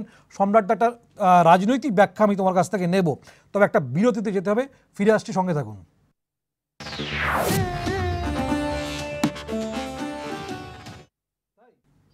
ফিরে এলাম বিরতির পর। আপনারা দেখছেন 6 টিভি বাংলা। আমি মনীষ কীর্তনিয়া, সঙ্গে রয়েছি খাস কথা অনুষ্ঠান নিয়ে এবং গ্রেফতারের রাজনীতি। এই হচ্ছে আমাদের আজকের টপিক, যেটা নিয়ে আমরা আলোচনায় ছিলাম। দর্শক বন্ধুরা রয়েছেন। তবে একটা খবর এই মুহূর্তে পাওয়া যাচ্ছে যে মদন মিত্র তার শারীরিক অবস্থা বেশ খানিকটা ডিটোরিয়েট করেছে, অবনতি হয়েছে। এসএসকেএম হাসপাতালে তিনি ভর্তি রয়েছেন, গত দুদিন ধরে পরীক্ষা নিরীক্ষা চলছে। কিন্তু এই মুহূর্তে যে খবর আমরা পাচ্ছি, সেই ছবি একটু পরে চেষ্টা করে দর্শকদের দেখানো, কিন্তু মদন মিত্র অবস্থা অবনতি হলো, ঠিক কি ঘটেছে জানবো। রোহিতাশা মিত্র আমাদের সহকর্মী রয়েছে। রোহিতাশা, কি অবস্থা এই মুহূর্তে? দেখো মনীষ দা, এই মুহূর্তে যেটা জানা যাচ্ছে যে সকাল থেকে মদন মিত্র একজন উডবান ব্লক থেকে হুইল চেয়ারে করে ট্রমা কেয়ার সেন্টারে গেছিলেন। তিনি কিন্তু তখনই জানিয়েছিলেন যে তার শারীরিক পরিস্থিতি কিন্তু ভালো নেই, তিনি যথেষ্ট অসুস্থ বোধ করছেন। তো হাসপাতাল সূত্রানুসারে যেটা জানা গেছে যে মদন মিত্র সহ যে বাকি 3জন হেভিওয়েট নেতা রয়েছেন, তাদের প্রত্যেকেরই কিন্তু কোভিড নেগেটিভ এসেছে। তার সত্ত্বেও ঠিক কিছুক্ষণ আগে হাসপাতাল সূত্র থেকে জানানো হয়েছে যে মদনবাবুর অবস্থা কিন্তু আগের থেকে আরো উদ্বেগজনক হয়েছে। তাকে নেবুলাইজার, শোনা যাচ্ছে তাকে নেবুলাইজার দেওয়া হয়েছে, অবস্থা ডিটোরিয়েট করেছে, এখনো পর্যন্ত রয়েছে। ফলত ডাক্তারবাবুরা এসছেন, তারা চিকিৎসা দেখছেন, ক্রমশ তারা মনিটরিং করছেন, ক্রমাগত তারা মনিটরিং করছেন এবং বাদবাকি সমস্ত পরীক্ষা নিরীক্ষা করেই তারা পরবর্তী সিদ্ধান্ত নেবেন বলে ঠিক করেছেন, এমনটাই জানা যাচ্ছে হাসপাতালের তরফ থেকে। মনীষদা, মদন মিত্র এই মুহূর্তে দুপুরে যা ছিলেন, তিনি কথা বলেছেন ইত্যাদি, হঠাৎ করে এটা কি হয়েছে বলে বলছে ডাক্তাররা? ঠিক কি হয়েছে বা কিভাবে হয়েছে, দেখো মনীষদা, মদন মিত্র বাকি যে দুজন নেতারা ভর্তি রয়েছেন এখানে, অর্থাৎ সুব্রত বাবু এবং শোভন বাবুর তুলনায় মদন মিত্রর অবস্থা যে কম স্থিতিশীল এবং তার যে অক্সিজেন সাপোর্ট গতকাল প্রায় ভোর রাত থেকেই চলছে, অর্থাৎ যখন তারা তাদেরকে প্রেসিডেন্সি শোধনাগার থেকে যখন এসএসকেএম এর উডবার্ন ব্লকে আনা হয়, তখন থেকে কিন্তু অক্সিজেন সাপোর্ট চলছে। সকালবেলা কিন্তু তার অক্সিজেন স্যাচুরেশন 90 থেকে 92 এর মধ্যে ঘোরাফেরা করছিল। তারপরে ডাক্তাররা জানান যে দুপুরের পর তার অবস্থা, অর্থাৎ তার অক্সিজেন স্যাচুরেশন কিছুটা ভালোর দিকে গেলেও সন্ধ্যাবেলায় হঠাৎ করে তিনি আবার অসুস্থ বোধ করেন। ফলত তাকে শোনা যাচ্ছে, হাসপাতাল সূত্র থেকে শোনা যাচ্ছে যে তাকে হয়তো নেবুলাইজার দেওয়া হয়েছে এবং তার অবস্থা কিন্তু আগের থেকে ডিটোরিয়েট করেছে। বেশ, তুমি পরিস্থিতি নজর রাখো, আমরা আবারও ফিরবো তোমার কাছে। আপাতত ধন্যবাদ তোমাকে। এই পরিস্থিতি মানে ডাক্তাররা অবজার্ভ করছেন, ঠিক আছে, কিন্তু কখন কে কোথায় মুভ করছেন বা তার শারীরিক গতি প্রকৃতি কি আমরা জানার চেষ্টা করছি, কিন্তু যেহেতু পরিস্থিতির চাপ রয়েছে, মানসিক চাপ অবশ্যই থাকে এই মুহূর্তে। দর্শক বন্ধু, নমস্কার, কে বলছেন? নমস্কার, বলছি যে 4জনকে ধরা হলো। হ্যালো, হ্যাঁ বলুন, শুনছি, বলুন। আর যে যারা সঙ্গে ছিল শুভেন্দু অধিকারী, মুকুল রায় এদের ছেড়ে দেওয়া হলো, তার জন্য সিবিআই এবং রাজ্যপাল কত টাকা ঘুষ খেয়েছে? আপনি দেখতে থাকুন, বুঝতে পারছি। আরেকজন দর্শক বন্ধু রয়েছে, নমস্কার, কোথা থেকে বলছেন? সিবিআই বারবার মানে বিজেপির হয়ে কাজ করছে, এটা তো ঠিক নয়, মানে বিক্রি হয়ে গেছে সিবিআই একরকম। বেশ, এবার আলোচনায় ফিরি একটুখানি। অনন্দা, সিবিআইয়ের ওপর বা রাজনৈতিক বিভিন্ন কারণ আসছে, আমি সেই আলোচনা আপনার কাছে যাবো না, কিন্তু শুভেন্দু অধিকারী এবং মুকুল রায় তাদের বিরুদ্ধেই একই অভিযোগ ছিল, তাদেরকে এক্ষেত্রে পার্টি না করা বা তাদের বিরুদ্ধে আদালতে না যাওয়া ইত্যাদি, এই নিয়ে প্রচুর চর্চা চলছে। এই যে স্বাভাবিক প্রশ্নটা উঠছে, এই মামলায় শুভেন্দু অধিকারী মুকুল রায় এই মুহূর্তে তাদেরকে গ্রেপ্তার না করার কারণটা কি, বা তাদেরকে এই মামলার না জানানোর কারণ কি এই মুহূর্তে? দেখুন, এখানে দুটো ইস্যু আছে। একটা তো হচ্ছে যে সিবিআই এর মোটিভ কি, সেটার উত্তর সিবিআই দিতে পারবে। সেটার উত্তর আইনজীবী হিসাবে বলা সম্ভব নয়, এর পেছনে কী মোটিভ, কেন শুভেন্দু এবং মুকুলকে একই অ্যাসপেক্টে যেখানে ওরা দাঁড়িয়ে রয়েছে, একই প্ল্যাটফর্মে দাঁড়িয়ে রয়েছে, সেখানে ছাড় দেওয়া রয়েছে। কিন্তু এখানে সিবিআইয়ের তরফে যদি উত্তর হয়, যদি ধরে নিই আমি আজকে সিবিআইকে ডিফেন্ড করছি, তাহলে যে উত্তরটা লিগালি আসে সেটা হচ্ছে সিবিআই যে চার্জশিটটা ফাইল করেছে সেখানে কিন্তু ফার্দার ইনভেস্টিগেশনের একটা প্রভিশন ওরা ওপেন রেখেছে, যেটা সিবিআই তাদের সমস্ত মামলাতেই এই কবচটা রেখে দেয়, ফার্দার ইনভেস্টিগেশন। সেটা সারদাতেও রেখেছে, এতেও রেখেছে, রোজভ্যালিতেও আছে, সেই ফার্দার ইনভেস্টিগেশনে। কারণ যদি আমরা এফআইআরটা দেখি, এফআইআরের প্রথম নামটাই কিন্তু হচ্ছে মুকুল রায়ের, এবং যে অ্যালিগেশন, সেই অ্যালিগেশনটা কিন্তু শুভেন্দু অধিকারী, মুকুল রায় এবং বাকিদের এগেনস্টে কিন্তু একদম সেম, আদারওয়াইজ কোনো অ্যালিগেশন নেই। একটাই স্টিং, যেখানে বিভিন্ন ব্যক্তি একই লোকের কাছ থেকে অর্থ নেওয়ার ঘটনা আসছে। হয়তো মুকুল রায় বলেছে আমারটা আমি নেব না, অমুক লোক নেবে, শুভেন্দু হয়তো নিজে হাতে নিয়েছে। ফলে সিবিআই তাদেরকে এই চার্জশিটে কেন বাদ দিল, সেই মোটিভটা সিবিআই বেটার বলতে পারবে। কিন্তু ইন রেসপেক্ট অফ লিগাল প্যারামিটারে যদি আমি বলি, তাহলে 173(8) যে ফার্দার ইনভেস্টিগেশনের প্রভিশনটা, ওরা বলবে আমরা সাপ্লিমেন্টারি চার্জশিট পরে ফাইল করব, এবং এটা ওরা বহুবার বহু ক্ষেত্রে করেছে। এটা নিয়ে চর্চা হচ্ছে যে যেখানে স্পিকারের অনুমতি, যেহেতু এরা বিধায়ক মন্ত্রী বিধানসভার আইনসভার মধ্যে রয়েছেন, স্পিকারের অনুমতি নেওয়াটা কি আগাম প্রয়োজন, নাকি এটা কোনো প্রভিশন দরকার নেই? রাজ্যপাল কি যে অনুমোদন দিয়েছেন, যে সই করানো হয়েছে ভোটের শপথের ঠিক আগে আগে, তিনি কি কাজটা করতে পারেন, নাকি স্পিকারকে পরে জানিয়ে দিলেই চলে? বা লোকসভার ক্ষেত্রেও কি আগাম অনুমতি দিতে হয়, নাকি পরে অ্যারেস্ট করে পরে জানানো হলেও চলে? আসলে আইনটা কি বলছে? দেখুন, আইনে কোনো অনুমতি নেওয়ার দরকারই নেই, রাজ্যপালের কাছ থেকে প্রয়োজন, কারোর কাছ থেকে অনুমতি, স্পিকারের কাছ থেকে না। এটা হাইকোর্টে একটা অর্ডারের বেসিসে সিবিআই ইনভেস্টিগেশনটা করছে। সিবিআই ইনভেস্টিগেশনটা করে under Delhi special police establishment act. সেই অ্যাক্টে ওদের যে টেরিটরি বলা রয়েছে, ইউনিয়ন টেরিটরির বাইরে ইনভেস্টিগেশন করতে গেলে সিবিআইকে পারমিশন নিতে হয় from the state. But high court এবং সুপ্রিম কোর্টের একমাত্র এখতিয়ার রয়েছে রিট জুরিসডিকশনে ডাইরেকশন দেওয়া সিবিআইকে, যে যাও তোমরা গিয়ে ইনভেস্টিগেশন করো কোনো একটা পার্টিকুলার ম্যাটারে। এই নারদ স্টিংয়ের অপারেশনে যে ইনভেস্টিগেশনটা, এটা কিন্তু সিবিআই করছে on the basis of direction given by the honourable high court.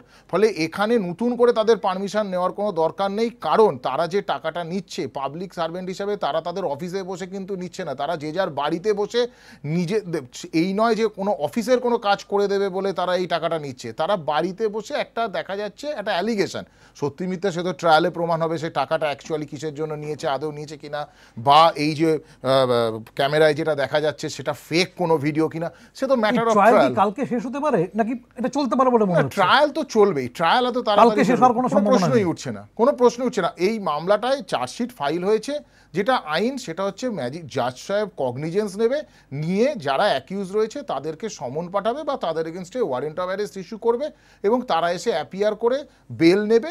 তখন জজ তার বেল দেবে কি দেবে না সেটা কনসিডার করবে। সিবিআই ইনভেস্টিগেশন শেষ হয়ে গেলে, সিবিআই কেন, ভারতবর্ষের আইন বলছে পুলিশের রোল সেখানে শেষ, এরপরে পুরো রোলটা চলে গেল কিন্তু হচ্ছে কোর্টের হাতে, তখন কিন্তু ইনভেস্টিগেটিং এজেন্সির আর কোনো রোল থাকছে না। এখানে সিবিআই, আমি যে কারণে একটু আগে বললাম যে এটা একটা ট্র্যাপ, সিবিআই জানে এদেরকে কোনোভাবে বেল হওয়া থেকে আটকাতে পারবে না, সেই জন্য একটা এরকম একটা সিচুয়েশন ক্রিয়েট করলো, যে সিচুয়েশনে মুখ্যমন্ত্রী ঝাঁপিয়ে পড়ছে, আইনমন্ত্রী ঝাঁপিয়ে পড়ছে, অন্যান্য লোকেরা ঝাঁপিয়ে পড়ছে, এবং সেইটা দিয়ে ল অ্যান্ড অর্ডারের একটা সিস্টেম বা এখানে ইনভেস্টিগেশন করা যায় না। কোথায় ইনভেস্টিগেশনে তো কোনো সমস্যা আজ অবধি হয়নি, কোনো অ্যালিগেশন নেই সিবিআই এর যে ইনভেস্টিগেশনে কোঅপারেট করেনি। লাস্ট 4 বছর ধরে তো তারা প্রভাবশালী তো আজকে নয়, তার প্রভাবশালী তো বহুদিন ধরে। যাদেরকে এখানে তারা পার্টি করেছে তারা তো এই নয় প্রথমবার তারা বিধায়ক হলো, প্রথমবার তারা মন্ত্রী হলো, তারা তো দীর্ঘদিনের বিধায়ক, দীর্ঘদিনের তারা মন্ত্রী হয়েছে এবং তারা দীর্ঘদিনের পশ্চিমবঙ্গের রাজনীতিতে তারা একটা উজ্জ্বল নক্ষত্র ইন রেসপেক্ট অফ তাদের রাজনৈতিক সত্তা হিসেবে। ঠিক ঠিক সম্রাটদা, এই যে যতগুলো ফোন পেলাম তুমি শুনলে দর্শকরা কি বলছেন, অয়নদা বললেন, অভিজিৎদা বলছিল, সত্যি কি চাপে পা দিয়েছে তৃণমূল? আমি একদম অয়নের সাথে একদম একমত। অয়ন যেটা বলছে সেটা ঠিক। আসলে আমাদের মুখ্যমন্ত্রী মমতা বন্দ্যোপাধ্যায় ভীষণ আবেগপ্রবণ।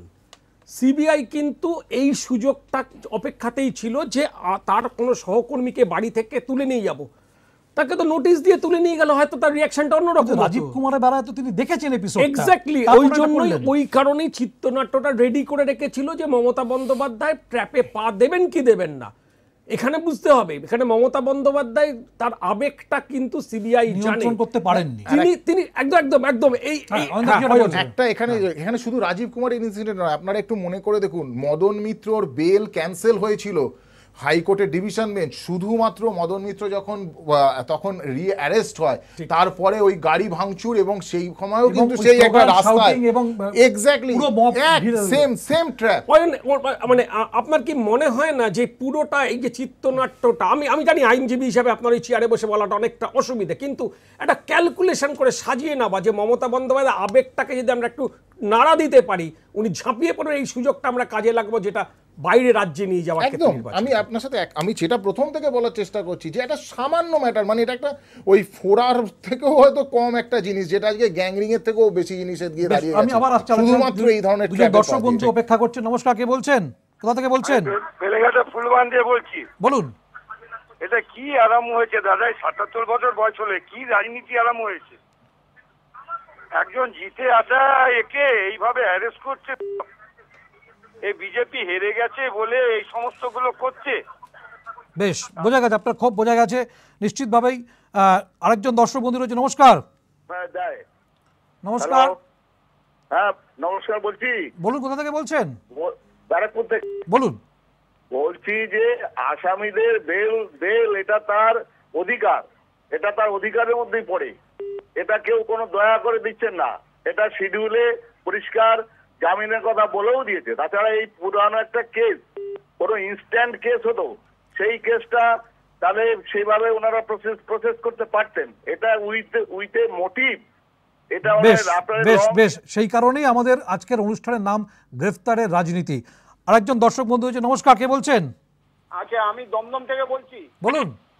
বলছি যে মানে শুভেন্দু বা এরা সব এমপি বলে নাই ছাড় পেয়ে যাচ্ছে, যেহেতু অর্ডার দেয়নি, কিন্তু শঙ্কুদেব পান্ডা সে তো কোনো এমপি বা এ নয়, সে কেন ছাড় পেয়ে যাচ্ছে? বেশ অত্যন্ত গুরুত্বপূর্ণ পয়েন্ট আলোচনা আছে। আরেকজন দর্শক বন্ধু অপেক্ষা করছে। নমস্কার। হ্যাঁ, আমি দেবী প্রসাদ বন্দ্যোপাধ্যায় বলছি। কোথা থেকে? বাঁকুড়া ইন্দাস থেকে। ইন্দাস থেকে, বলুন। হ্যাঁ, বলছি যে এটা কি রকম রাজনীতি হচ্ছে, যে কোনো নোটিশ না দিয়ে, এটা সংবিধান যে বলছেন যে এটা গ্রেফতারের রাজনীতি, যে আমাদের অনুষ্ঠানের নাম যা তাই, আপনি দেখতে থাকুন। আরেকজন দর্শক। নমস্কার। হ্যালো, বলুন, কোথা থেকে বলছেন? এই যে সিবিআইরা যে এত কিছু অ্যাচিভ করছে বা এত কিছু দেখাচ্ছে, এর জন্য মোদির কাছে কত টাকা নিয়েছে? আমি করিমপুর থেকে বলছি। আচ্ছা, দেখা হলে জিজ্ঞেস করতে পারি একবার, আপনি দেখতে থাকুন। অয়নদা, এমপি বলে কি ছাড় পাচ্ছেন শুভেন্দু অধিকারী, মুকুল রায়, এরা এই ধরনের, বা এখন নয় তিনি বিধায়ক হয়েছে ইত্যাদি? না, আমি আইনে ওই যে বললাম সাপ্লিমেন্টারি চার্জশিট, ফার্দার ইনভেস্টিগেশন, ওরা তো ওপেন রেখেই দিয়েছে। বেশ, সম্রাটটা যেটা বলতে বলতে তুমি মাঝপথে তোমাকে থামাতে হলো আমাকে। না, একই যেটা অয়ন ওই জায়গাটাই করেছে, যে আমি অভিজিতের কাছে একটুখানি, যে অভিজিতের দীর্ঘদিনের সাংবাদিকতার অভিজ্ঞতা থেকে, যে অভিজিৎ তুমি মুখ্যমন্ত্রী মমতা বন্দ্যোপাধ্যায়কে দীর্ঘদিন ধরে চেনো, যে আবেগটা তার যে আবেগ, অল্পতেই ঝাঁপিয়ে পড়া, সহকর্মীদের উপরে ঝাঁপিয়ে পড়া, সেই সুযোগটাই কি নিল সিবিআই? না, আমি আপাত দৃষ্টিতে নিশ্চিতভাবে এটা সুযোগটা নিল, কিন্তু আমি মনে করি না যে আইনগত অয়ন ব্যাখ্যা করছিল এবং সেই আইনের ফাঁকগুলি আমি বোঝার চেষ্টা করছি। যেটা বিষয় হচ্ছে যে এখানে কে কতক্ষণ কোথায় বসে রইলেন সেটা কিন্তু এখানে বিষয় হতে পারে না। কে এতে গেলেন, ব্যাংশাল কোর্টে গেলেন কোন মন্ত্রী, এটা বিষয় হতে পারে না। আমার বিচার হচ্ছে কি বিষয়, না এনাদেরকে এরা মন্ত্রী কি বিধায়ক সেটাও পরের বিষয়। একটা বিষয় অভিজিৎ দা, কারো যদি প্রভাব খাটানোর হয় তাকে তো কোর্টে গিয়ে প্রভাব খাটার দরকার নেই, একদমই তিনি ঠিক, তো বাড়িতে বসে প্রভাব খাটাতে পারে। ঠিক কথা। আমার প্রশ্ন হচ্ছে 3জন কি 4জনকে আমি শোভন চট্টোপাধ্যায়কে ছেড়ে দিচ্ছি, বাকি 3জন তারা বিধায়ক এবং তার মধ্যে 2জন মন্ত্রী, তাদেরকে ধরে আনা হয়েছে, আটক করে গ্রেফতার দেখানো হয়েছে, তারা জামিন নেবেন। এবারে জামিনের যদি ক্লজ থাকে যে চার্জশিট হয়ে গেছে তাহলে আটকে রাখবো কেন, এটা সাধারণ নিয়ম, সকলে বলছেন। এরপর হচ্ছে যে তাদের মানে জামিন পাওয়াটা স্বাভাবিক বিষয়। এখন মুখ্যমন্ত্রী সেখানে বসেছিলেন বলে কি সিবিআই জামিন দিয়ে দিয়েছেন? না মুখ্যমন্ত্রী সেখানে বসেছিলেন বলে ওখানে যিনি বিচারক তিনি হচ্ছে যে প্রভাবিত, মুখ্যমন্ত্রী ওখানে বসে আছেন ব্যাংকশাল কোর্টে আইনমন্ত্রী বসে আছেন। হাইকোর্ট বলেছে যে আপনারা কি মনে করেন, জিজ্ঞেস করেছে সিবিআই কে যে কেউ প্রভাব খাটালো আর কোর্ট প্রভাবিত হয়ে পড়বে? এক ঘন্টা আমি বলছি তো, হাইকোর্টের বিচারকরাও হচ্ছে যে মাননীয় বিচারকরাও নিশ্চিতভাবে বলবেন, আপনারা বলবেন, আপনি আমার সামনে বসে থাকবেন, আপনি যুক্তি দেবেন, আপনার তাহলে তো উকিল যারা হচ্ছে আইনজীবী তারাও তো হচ্ছে যে প্রভাবিত করার চেষ্টা, তাহলে কি বিচারক হচ্ছে প্রভাবিত হন? প্রত্যেকজন আইনজীবী যুক্তি দিয়ে বিচারককে প্রভাবিত করার চেষ্টা করেন, বিচারক প্রভাবিত হন নাকি? তাহলে কোথায় মুখ্যমন্ত্রী গেলেন, কোথায় আইনমন্ত্রী গেলেন? সিবিআই যুক্তি ছিল, আমরা যেটা পেয়েছি অন্তত কোর্টের রুম থেকে সিবিআই যুক্তি ছিল যে মুখ্যমন্ত্রী কি ওখানে বসেছেন, এই যদি ট্রেন্ড সেটার হয় গোটা বিষয়টা, তাহলে পরে জেনারেল অন্যান্য অ্যারেস্টের ক্ষেত্রেও তো কেউ না কেউ গিয়ে বসবেন এবং প্রভাবখার ধর্ণা দেবেন, এইটা হওয়া উচিত নয়। গোলমালের সূত্রপাত হতে পারে এই আশঙ্কাটা করছে তারা, এটা তার কোর্টকে বলেছেন। না না দেখুন, সেটা আমার মনে হয় না, কারণ মুখ্যমন্ত্রী যেটা এর আগেও আমরা আলোচনার মধ্যে আমরা করছিলাম, সেটা হচ্ছে উনি আবেগতাড়িত এবং উনি কলিগ হিসাবে তার আরেকজন কলিগের পাশে গিয়ে দাঁড়ানোর চেষ্টা করেছেন যে তোমাদের লড়াইয়ে আমিও সঙ্গে রয়েছি। এখন সেখানে প্রভাবটা কিসে কাটাবে? প্রভাবটা ইনভেস্টিগেশনে কাটানো যায়। এই জায়গাটা কেউ বলছে না, ইনভেস্টিগেশন তো শেষ, প্রভাবটা খাটিয়ে তো আর ইনভেস্টিগেশনটাকে অন্যদিকে বাইফার্কেশন করা যাবে না। প্রভাবটা তো তখনই খাটানো হয় যেখানে ইনভেস্টিগেশন চলছে, আমি গিয়ে প্রভাব খাটিয়ে বললাম এই এখানে এর এগেইনস্টে চার্জশিট দেবে না, ওর এগেইনস্টে চার্জশিট দেবে না। বরং আমি বলছি, বরং সিবিআই দেশের 1 নম্বর তদন্তকারী এজেন্সি, তারা বরং তাদের এজেন্সির নাম এবং হচ্ছে জায়গা থেকে, তদন্তের জায়গা থেকে এবং তাদের যে পেরিফেরি সেই জায়গা থেকে বরং বলবো তারা বরং হচ্ছে প্রভাব খাটিয়েছে, এই অভিযোগটা যদি কেউ করে মানতে হবে। তার কারণ আমি 4জন বিধায়ককে করি, 4জন সাংসদকে কেন হচ্ছে আমি তুলিনি, একসঙ্গে এক অভিযোগ ছিল। অভিজিৎ দা থামাতে হচ্ছে, 4জন বন্ধু অপেক্ষা করছে, পরপর শুনে দেবো কি বলছেন। নমস্কার, কে বলছেন? পূর্ব মেদিনীপুর থেকে বলছি। বলুন। আমি বলছি এটা তো বিজেপি হেরে গেছে, এটা মেনে নিতে পারছেন না, তারপরে ওনারা চাইছেন বিভিন্নভাবে রাজ্যে ল অ্যান্ড অর্ডার সৃষ্টি করে রাষ্ট্রপতি শাসন করতে চাইছে। বেশ, বক্তব্য বোঝা গেছে, আপনি দেখতে থাকুন। নমস্কার, আরেকজন দর্শক বন্ধু, কে বলছেন? হ্যালো, আমি বড়নগর থেকে বলছি। বড়নগর থেকে বলুন। হ্যাঁ, বলছি যে গতকাল যে রাজভবনে যে ভেড়া নিয়ে গেছিল না এক ভদ্রলোক, হ্যাঁ আমার মনে হচ্ছে উপযুক্ত জায়গা এবং উপযুক্ত সময় নিয়ে গেছিল। তাকে খুঁজছেন, রাজ্যপাল সিপিকে চিঠি দিয়েছেন এবং তলব করেছেন, তাকে কেন খুঁজে পাওয়া যাচ্ছে না তার আইডেন্টিটি সম্পর্কে। আমি এখানে আরেকটা ফোন নেওয়ার আগে মনীষ এই ভেড়া আর পাল নিয়ে হচ্ছে যে একটু বলবো, এই দুটো ফোন শেষ হয়ে যাক আমি বলবো নিশ্চিতভাবে, ঠিক আছে? বেশ, আমরা সেই ছবিটা যদি পারি দেখাবো যে একদম রাজভবনের নর্থ গেটের সামনে কিভাবে সেই বিক্ষোভ হয়েছিল ভেড়ার পাল নিয়ে, আমরা চেষ্টা করে দেখানোর ছবিটার। আরেকজন দর্শক বন্ধু, নমস্কার, কে বলছেন? হ্যালো, হ্যাঁ বলুন, কোথা থেকে বলছেন? হ্যালো, শুনতে পাচ্ছি, আপনি বলুন। আমি রসুলপুর থেকে বিকাশ মজুমদার বলছি। বলুন। বলছি যে সিবিআই যে কাজটা করছে এটা ন্যাক্কারজনক কাজ। সবচেয়ে বড় কথা হচ্ছে যাকে দেখা গেল। বেশ বেশ, বোঝা গেছে, আপনার বোঝা গেছে। আরেকজন দর্শক বলছি, নমস্কার, কে বলছেন? আমি বলছি। কোথা থেকে বলছেন? কোন রকমের সমস্যা হচ্ছে লাইনে। আরেকজন দর্শক, নমস্কার, কে বলছেন? বেশ, এই মুহূর্তে আমরা পেয়ে গেছি তৃণমূল মুখপাত্র কুণাল ঘোষকে। কুণাল দা, আপনাকে স্বাগত জানাই আমাদের এই খাস কথা অনুষ্ঠানে। আমাদের আজকে টপিক হচ্ছে গ্রেফতার রাজনীতি। সঙ্গে রয়েছেন অভিজিৎ ঘোষ, সম্রাট চট্টোপাধ্যায়, বিশিষ্ট আইনজীবী অয়ন চক্রবর্তী।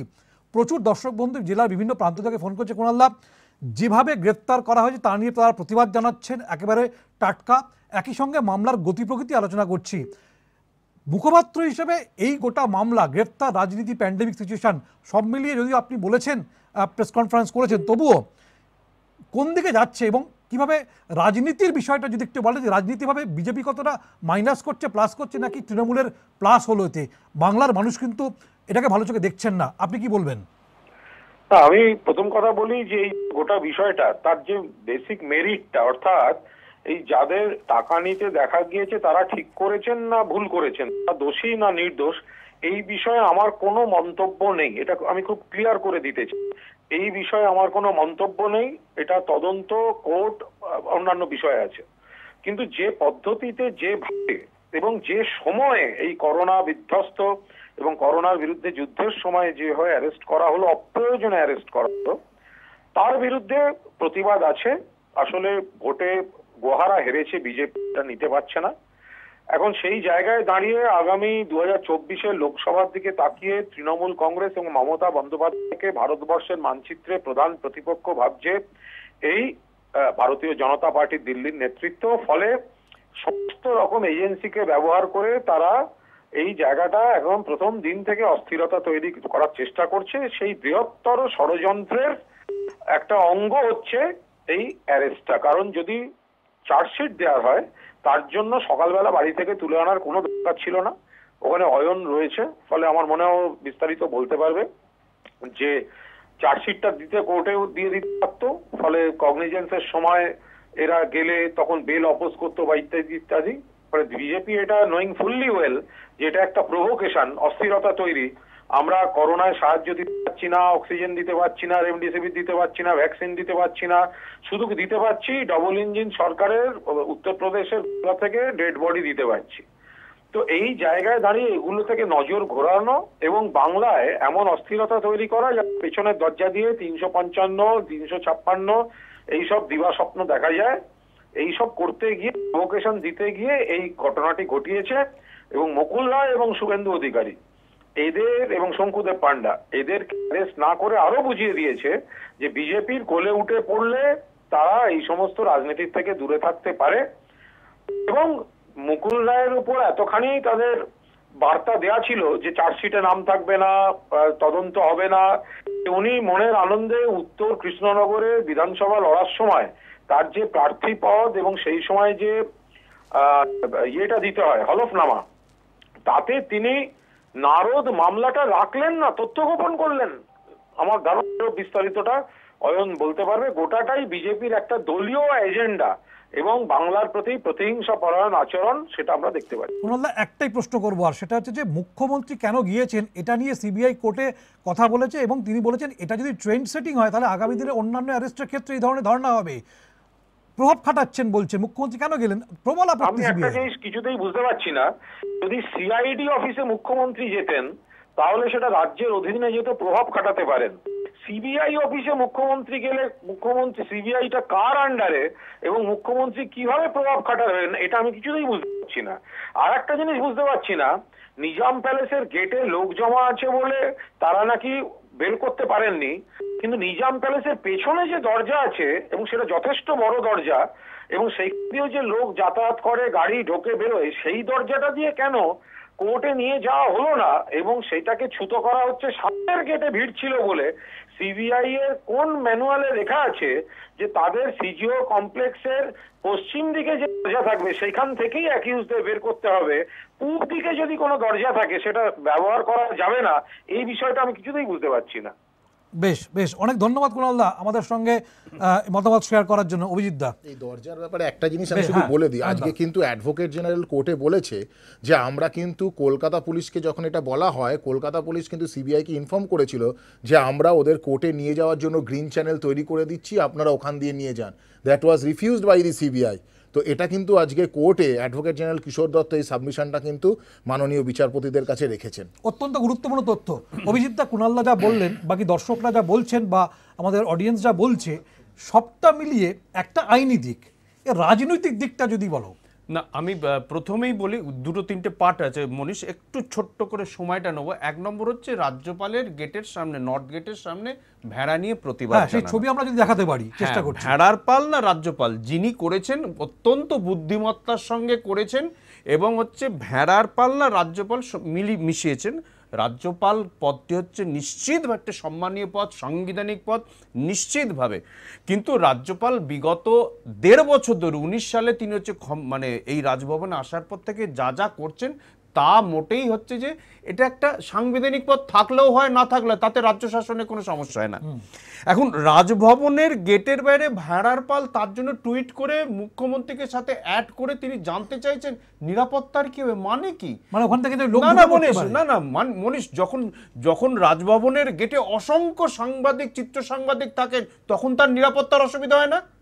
4টে ভেড়ার একজন মানুষ ওখানে রয়েছেন, তাদের জন্য নিরাপত্তার কি হলো? ফাজলামি হচ্ছে নাকি এগুলো?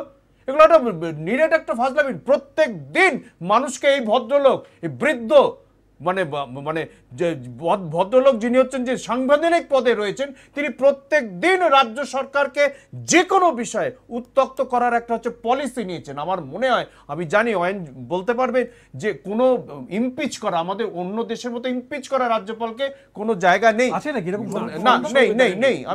আমি জানি, আমি জেনেই বলছি ইমপিচ করার জায়গা নেই। কিন্তু মনীষ, যে বিষয়টা হচ্ছে যে রাজ্যপাল যদি তার এখতিয়ারের বাইরে গিয়ে, সাংবিধানিক এখতিয়ারের বাইরে গিয়ে যায়, তাহলে মুখ্যমন্ত্রী, রাজ্যপাল যদি বলেন ওখানে যাব, তাহলে হচ্ছে মুখ্যমন্ত্রী বলতে পারেন যাবেন না, তার কারণ আমি নির্বাচিত প্রতিনিধি। এই জায়গাগুলো আজকে জগদীপ ধনখড় যা করে বেড়াচ্ছেন, তার জন্য আগামী দিনে বিজেপি থাকলে হবে না। যখন একটা হচ্ছে যে সুস্থ সরকার থাকবে দেশে, তখন কিন্তু এই ঘটনা যে রাজ্যপালের এখতিয়ার শুধু নয়, রাজ্যপালের গন্ডি কেটে দেওয়া হবে, না হলে রাজ্যপাল পদে তুলে দেওয়া হোক, ওখানে হচ্ছে কোভিড হাসপাতাল হোক। দ্বিতীয় বিষয় মনীষ, আমি একটু সময় নেব। দ্বিতীয় বিষয় হচ্ছে যে এই যে মুখ্যমন্ত্রীকে বলা হচ্ছে যে বারবার এই প্রশ্নটা ঘুরে ফিরে আসছে, মুখ্যমন্ত্রী থাকলে হচ্ছে যে সেখানে প্রভাব খাটানো হচ্ছে, আইনমন্ত্রী গেলে প্রভাব খাটানো হচ্ছে, মানেটা কি হচ্ছে? আমার তো বক্তব্য হচ্ছে, তার মানে যখন হচ্ছে যে অমিত শাহ যখন স্বরাষ্ট্রমন্ত্রী ছিলেন, তাকে হচ্ছে যে গ্রেফতার করা হয়েছিল, তিনি হচ্ছে জেলে ছিলেন, তিনি হচ্ছে বেল পেয়েছিলেন। তার মানে কি করে তাহলে সেদিন যখন স্বরাষ্ট্রমন্ত্রী অমিত শাহ তখন স্বরাষ্ট্রমন্ত্রী ছিলেন না, তখন গুজরাটের মন্ত্রী ছিলেন, তাহলে তিনিও তাহলে বেরিয়েছিলেন, তাহলে হচ্ছে যে প্রভাব খাটিয়ে। প্রশ্ন যদি এখানে ওঠে, প্রশ্ন সেখানে উঠবে, তার মানে যুক্তির কথা আসবে। এবং তৃতীয়ত শেষ যে বিষয়টা আরেকটু সময় নিয়ে শেষ করতে চাইছি, সেই বিষয়টা হচ্ছে যে সার্বিকভাবে নারদা যে বিষয়টা, যে কেউ টাকা নিয়েছেন কি নেননি, এইটা তো বিষয়। টাকাটা ঘুষ কি ঘুষ নয়, এটা হচ্ছে বিচার্য বিষয়। এখন সেটা বিচার করতে না বসে এখন হচ্ছে যে বেছে মানে আইন কি এক একজনের জন্য এক এক রকম, এক একজনের জন্য। তাই যদি হয় তাহলে হচ্ছে যে নির্বাচন কমিশন, এই তো আমরা দেখছিলাম নির্বাচন কমিশন এত বড় বড় কথা হচ্ছে যে আমরা সারাক্ষণ ধরে শুনেছি, কোভিড পিরিয়ডে 5 দফার জায়গায় 8 দফা ভোট করেছেন। মুকুল রায়, তিনি, কুণালবাবু বললেন যে মুকুল রায় তিনি তার হলফনামায় এই নারদ মামলাটাই হচ্ছে রাখেননি, তাহলে নির্বাচন কমিশন বসে রয়েছে কেন, চুপ করে বসে কেন? এই কারণেই বারবার তার নিরপেক্ষতা নিয়ে প্রশ্ন রয়েছে। ভোটের সময় দেখেছি। সম্রাটদার কাছে আসবো। দর্শক বন্ধু নমস্কার, কে বলছেন? হ্যালো, বলুন, কোথা থেকে বলছেন? আমি গড়ফা যাদবপুর থেকে বলছি। বলুন। এত কাণ্ড ঘটানো যে হচ্ছে, আসল যে লোক টাকা এসেছিল, কিসের জন্য এসেছিল, তাকে কেন ধরা হচ্ছে না? এটা আমার প্রশ্ন। বেশ, মানে আপনি কি ম্যাথু স্যামুয়েলের কথা বলছেন? হ্যাঁ, আমি স্যামুয়েলের কথা বলছি। বেশ, আপনি দেখতে থাকুন। আরেকজন দর্শক বন্ধু নমস্কার। ম্যাথু স্যামুয়েল তো তারই করা স্ট্রিং অপারেশন নারদ, তিনিও তো মানে তাকেও তো অভিযুক্ত করা হয়েছিল এবং জিজ্ঞাসা করা হয়েছে টাকার সোর্স নিয়ে তাকে প্রশ্ন করেছিল সিবিআই। তো তার ভূমিকা এখানে কতটা আইনের দিক থেকে কতটা গুরুত্বপূর্ণ? দেখুন, তার ভূমিকা তো গুরুত্বপূর্ণ অবশ্যই, কারণ এখানেও ম্যাথু স্যামুয়েলকে ওনারা হয়তো উইটনেস হিসাবে দেখাতে চাইছেন, সাক্ষী হিসাবে দেখাতে চাইছেন, বা ওই 164 স্টেটমেন্ট রেকর্ড করে যেটাকে আমরা বলি রাজসাক্ষী হিসাবে দেখাতে চাইছেন, টু এস্টাবলিশ যে এই পার্টিকুলার লোকগুলো এরা অফেন্স করেছে। সেই জন্য ম্যাথু স্যামুয়েলকে হয়তো এরা চার্জশিটের নাম দেয়নি। বাট আদতে যদি দেখতে হয় তাহলে সেক্ষেত্রে তো সোর্স থাকছেই, প্লাস আমরা জানি যে ঘুষ নেওয়াটাও যদি অপরাধ হয়, ঘুষ দেওয়াটাও অপরাধ। তো দুটোই যদি অপরাধ হয়, আমার মনে হয় যেহেতু ওই 164 এর ব্যাপারটা রয়েছে, আর সেকেন্ড ওই সিবিআই এর মোটিভ, ওরা কি মোটিভে চলছে, আমার তো মনে হয় এটা পুরোপুরি এটা একটা রাজনৈতিক উদ্দেশ্য প্রণোদিত একটি ঘটনা। বেশ, আমরা সাংবাদিক হিসেবে ম্যাথু স্যামুয়েলকে তুমি সফল বলবে নাকি অপরাধী বলবে? আর একটা প্রশ্ন, রাজ্যপালকে তুমি বহু রাজ্যপাল দেখেছো অনেকগুলো, এখানে গোপাল কৃষ্ণ গান্ধীকে তো অনেকে আলোচনায় আনছেন মাঝে মধ্যে এই ঘটনার ক্ষেত্রে পরিপ্রেক্ষিতে, তখন মমতা বন্দ্যোপাধ্যায় উল্টো দিকে বিরোধী চেয়ারে রয়েছেন। এই রাজ্যপালের ভূমিকা নিয়ে সমালোচনা হচ্ছে, দুটো বিষয় যদি আলোকপাত করো। দেখো, আমি সাংবাদিক হিসাবে যদি বলতে চাও ম্যাথু স্যামুয়েলের ভূমিকা, আমি বলবো যে সাংবাদিক হিসাবে তার একটা এজেন্ডা নিয়েছিল, একটা তার স্টোরি করার দরকার ছিল, তার একটা সেন্সেশন করার দরকার ছিল, সে সফল। এখন সেটা আইনত, যেটা অয়নের কথা যদি ধরি যে ঘুষ দেওয়াটাও যেমন নেওয়া অপরাধ, দেওয়াটাও অপরাধ, সেটা আইনের প্রশ্ন, আমি আইনের দিকে যাচ্ছি না। সাংবাদিক হিসাবে ম্যাথু সফল, এই নিয়ে কোনো সন্দেহ নেই। তোমার দ্বিতীয় প্রশ্ন যেটা, সেটা হচ্ছে রাজ্যপালের ভূমিকা নিয়ে। আরে এই রাজ্যপালকে তো পাঠানোই হয়েছে এই রাজ্যকে ডিস্টার্ব করার জন্য, ফলে তিনি চান এই রাজ্যপালের এই চেয়ারটায় থাকতে। তিনি তথাগত বাবুর মতো হচ্ছে গিয়ে প্রাক্তন রাজ্যপাল থাকতে চান না, ফলে অমিত শাহ যা যা বলছেন তিনি তাই তাই করছেন এবং তিনি তাই তাই করতে বাধ্য হবে। আর অভিজিৎ একটা কথা বলছিল যে এই বিজেপি থাকলে সম্ভব না, আমি পুরোটা একমত নই। বিজেপি থাকাকালীন যখন গুজরাট নিয়ে গন্ডগোল হয়েছিল, গুজরাটে সেই দাঙ্গা, অটল বিহারী বাজপেয়ী ছিলেন প্রধানমন্ত্রী, তিনি নরেন্দ্র মোদীকে ডেকে বলেছিলেন রাজধর্ম পালন করতে। আসলে অটল বিহারীর বিজেপি আর নরেন্দ্র মোদীর বিজেপি দুটো সম্পূর্ণ আলাদা। ফলে বিজেপি, এখনকার বিজেপি, তারা হচ্ছে প্রতিহিংসা পরায়ণ এবং তারা শুধুমাত্র দাঙ্গা এবং হচ্ছে ওই ব্যাকা পথে যে কোনো সরকার তারা দখল করতে চায়, তারা বাংলাকেও দখল করতে চায়। এবং অতীতেও বহু দেখেছি আমরা, মধ্যপ্রদেশ একাধিক জায়গায় সরকার না ক্ষমতা না এসে সরকার ফেলে দিয়েছে, বহু জায়গায় ফেলে দিয়েছে। অভিজিৎ, আমি আসবো আলোচনা, মানে তিনজন দর্শক অপেক্ষা করছে, শুনে নেব। নমস্কার, কে বলছেন? নমস্কার। হ্যালো, হ্যাঁ বলুন, কোথা থেকে বলছেন? হ্যাঁ, পূর্ব মেদিনীপুর তমলুক থেকে বলছি। বলুন। বলছি স্যার, এই আমাদের এত বড় দেশ ভারতবর্ষের মানুষ যেখানে এই রোগে ভুগছে, কোভিডে ভুগছে, 2 লাখ মোটা না, সেই রকম দেশে তো এই রাজ্যপাল নামক এই যে ভেড়ার দলগুলোকে প্রত্যেকটা স্টেটে 25 টাকা হয়েছে। বেশ, বুঝতে পেরেছি। রাজ্যপাল পদটি আদৌ দরকার আছে কিনা আমাদের মতো ভারতবর্ষের এই দেশে, আপনি দেখতে থাকুন। নমস্কার, কে বলছেন? নমস্কার, হ্যাঁ বলুন, কোথা থেকে বলছেন? হ্যাঁ, আমার টিভিটা মিউট করা। আমি একটা কথা বলছি, আপনি শুনতে পাচ্ছেন তো আমার কথা? হ্যালো, আপনি শুনতে পাচ্ছেন? পাচ্ছি, বলুন বলুন বলুন। হ্যাঁ, আমার বক্তব্য যে একটা গল্প আছে যে তুই এই নেকড়ে বাঘের, বোধহয় আপনারা জানেন, যে তুই জল ঘোলা করিসনি, তোর বাবা ঘোলা করেছিল, তার জন্যই তোকে আমি খাবো বলে তোকে খেয়ে ফেললো। তো বিজেপির ব্যাপারটা হচ্ছে এই যে প্রথমে পারলো না নির্বাচনে হারাতে। আপনি বলুন, নির্বাচন হওয়ার পর থেকে একটা দিনও গেছে এরকম যে রাজ্যপাল বিরক্ত করেনি মুখ্যমন্ত্রীকে, শপথ নেওয়ার মানে 24 ঘন্টা কাটেনি, কেন্দ্রীয় প্রতিনিধি দল পাঠিয়ে দিয়েছে। এগুলো হচ্ছে কি, মানে বোঝাই যাচ্ছে যে যে এরা কিছুতে যেন তেন প্রকারেণ এই সরকারকে ফেলে দেবে। বেশ বেশ বেশ, অনেক ধন্যবাদ। আপনি প্রবীণ মানুষ, অত্যন্ত গুরুত্বপূর্ণ একটি কথা বলেছেন। আপনি দেখতে থাকুন, আমরা আলোচনা আসবো। নমস্কার, কে বলছেন? বেশ,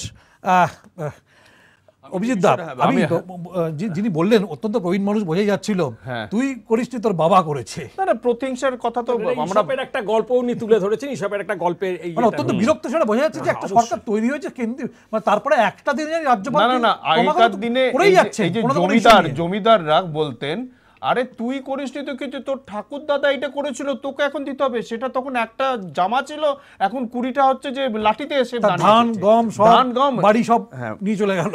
আমার বিষয় হচ্ছে মনীষ, আমার একটা বিষয় লাগছে যে কংগ্রেস সরকারকে আমরা দেখেছি কেন্দ্রে, কংগ্রেসের বিরুদ্ধে অভিযোগ ছিল যে তারা এজেন্সিগুলোকে কাজে লাগায়, প্রথম মানে সব থেকে বেশি হচ্ছে যে কাজে লাগায় উঠেছিল এবং সেটারই প্রতিবাদ হয়েছে। আমরা দেখেছি জ্যোতিবাবুর আমলেও এটা নিয়ে হচ্ছে বারবার প্রতিবাদ হয়েছে, যে সে টিএন সেশন থেকে শুরু করে সে নির্বাচন কমিশন থেকে আরম্ভ করে সিবিআই ইডি, কিন্তু সিবিআই ইডির এই যে মানে এই যে এজেন্সি দিয়ে সক্রিয়তা, না এজেন্সি দিয়ে নির্বাচিত সরকারগুলোকে ডিস্টার্ব করা, এই যে চেষ্টা, এইটা কিন্তু মানে ভয়ঙ্কর একটা দিক। মানে আমরা কেউ বুঝতে পারছি না যে এজেন্সি দিয়ে করা এটা একটা ট্রেন্ড সেটার হয়ে যাচ্ছে।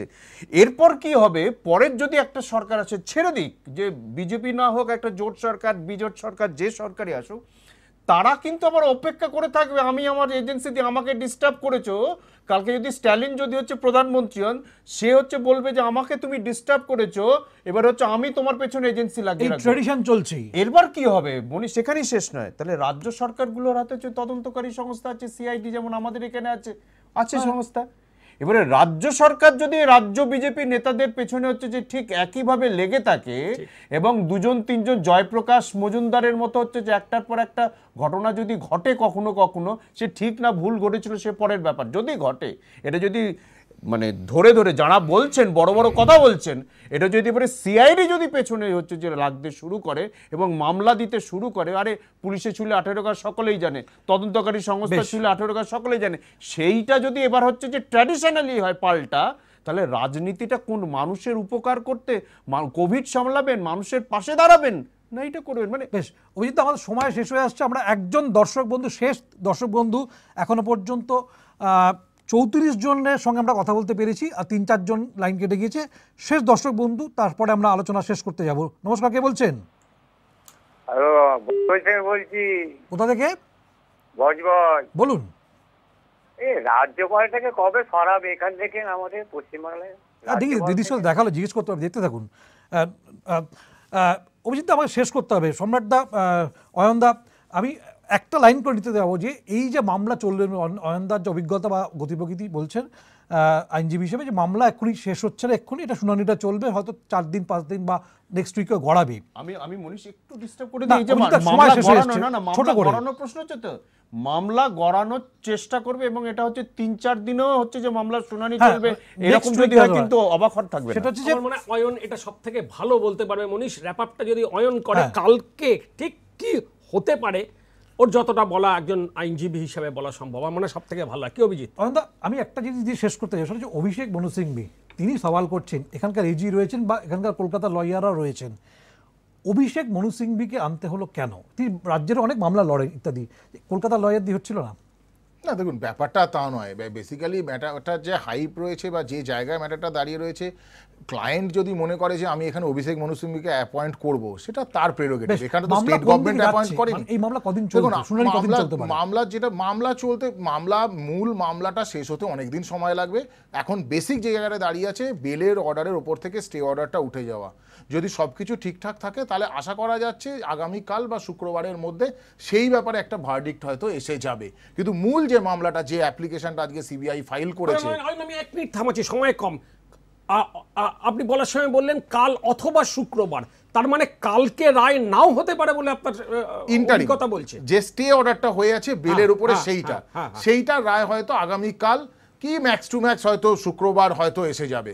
বাট মূল যে মামলাটা আছে তাতে এফিডেভিট হয়ে সেটা দীর্ঘমেয়াদী, ওটা এত তাড়াতাড়ি শেষ না, ওটা নিয়ে বলছি না, কিন্তু যেটা নিয়ে আমাদের আশা করা যাচ্ছে কালকে, কারণ যারা সওয়াল করছেন মানে আসামিদের হয়ে যারা সওয়াল করছেন, তারাও চাইবেন যতটা তাড়াতাড়ি সম্ভব র্যাপ আপ করে। দেখুন, এখানে তো সওয়ালটা আইনের হচ্ছে না, এখানে সওয়ালটা হচ্ছে সম্পূর্ণ ন্যাচারাল জাস্টিস ভায়োলেশন হয়েছে কি হয়নি, এটার উপরে কিন্তু, এর বাইরে কিন্তু আর কোনো নেই। সিবিআই বলছে আমি আমার ফান্ডামেন্টাল রাইটস ইনভেস্টিগেশন করার সেখানে রেস্ট্রিক্টেড হয়েছি, আর আমরা বলছি মানে অ্যাকিউজের তরফে বলা হচ্ছে যে ন্যাচারাল জাস্টিস ভায়োলেশন হয়েছে, আমাদেরকে না শুনানি করে তুমি আমাদের বেল অর্ডারের উপর স্টে দিয়ে দিও। কোনোভাবে সিবিআই কি দীর্ঘমেয়াদী মানে কালকেরটাকে আবার এগিয়ে নিয়ে গিয়ে শুক্রবার পর্যন্ত টেনে নিয়ে যেতে পারে? না, তাহলে সেটা সম্ভাবনা আছে বলে। বেশ, আমাদের সময় একেবারে শেষ হয়ে গিয়েছে। অসংখ্য ধন্যবাদ অয়নদা, অভিজিৎদা এবং সম্রাটদাকে, এবং যে দর্শক বন্ধুরা ফোন করলেন, এখনো পর্যন্ত সব মিলিয়ে 35 জনের সঙ্গে আমরা কথা বলতে পেরেছি। আমরা চেষ্টা করি যত বেশি সংখ্যক মানুষের সঙ্গে কথা বলা যায়, কিন্তু উপায় থাকে না, আমাদের সময় অত্যন্ত অল্প, সীমিত সময়ের মধ্যে আমাদের সব কিছু করতে হয়। এবং এই যে আলোচনা, গ্রেফতারের রাজনীতি, এই আলোচনায় আমরা থাকবো, বিভিন্ন খবরের জন্য আমরা থাকবো, কিন্তু যেভাবে আলোচনা চালাতে হচ্ছে বা যে ঘটনাগুলো নিয়ে চালাতে হচ্ছে, সেটা না হলেই বোধহয় ঠিক ছিল। এটা কাম্য নয়। এই ভয়ানক প্যান্ডেমিক সিচুয়েশনে কিন্তু ঘটনা ঘটছে, আমরা সংবাদ মাধ্যম হিসেবে আলোচনা করছি এবং আপনাদেরকেও ইনভলভ করছি। আপনারা এভাবেই 6 টিভি বাংলার পাশে থাকবেন এবং অন্যান্য অনেক খবরের জন্য চোখ রাখবেন 6 টিভি বাংলার পর্দায়। আপাতত খাস কথা এখানেই শেষ করতে হচ্ছে।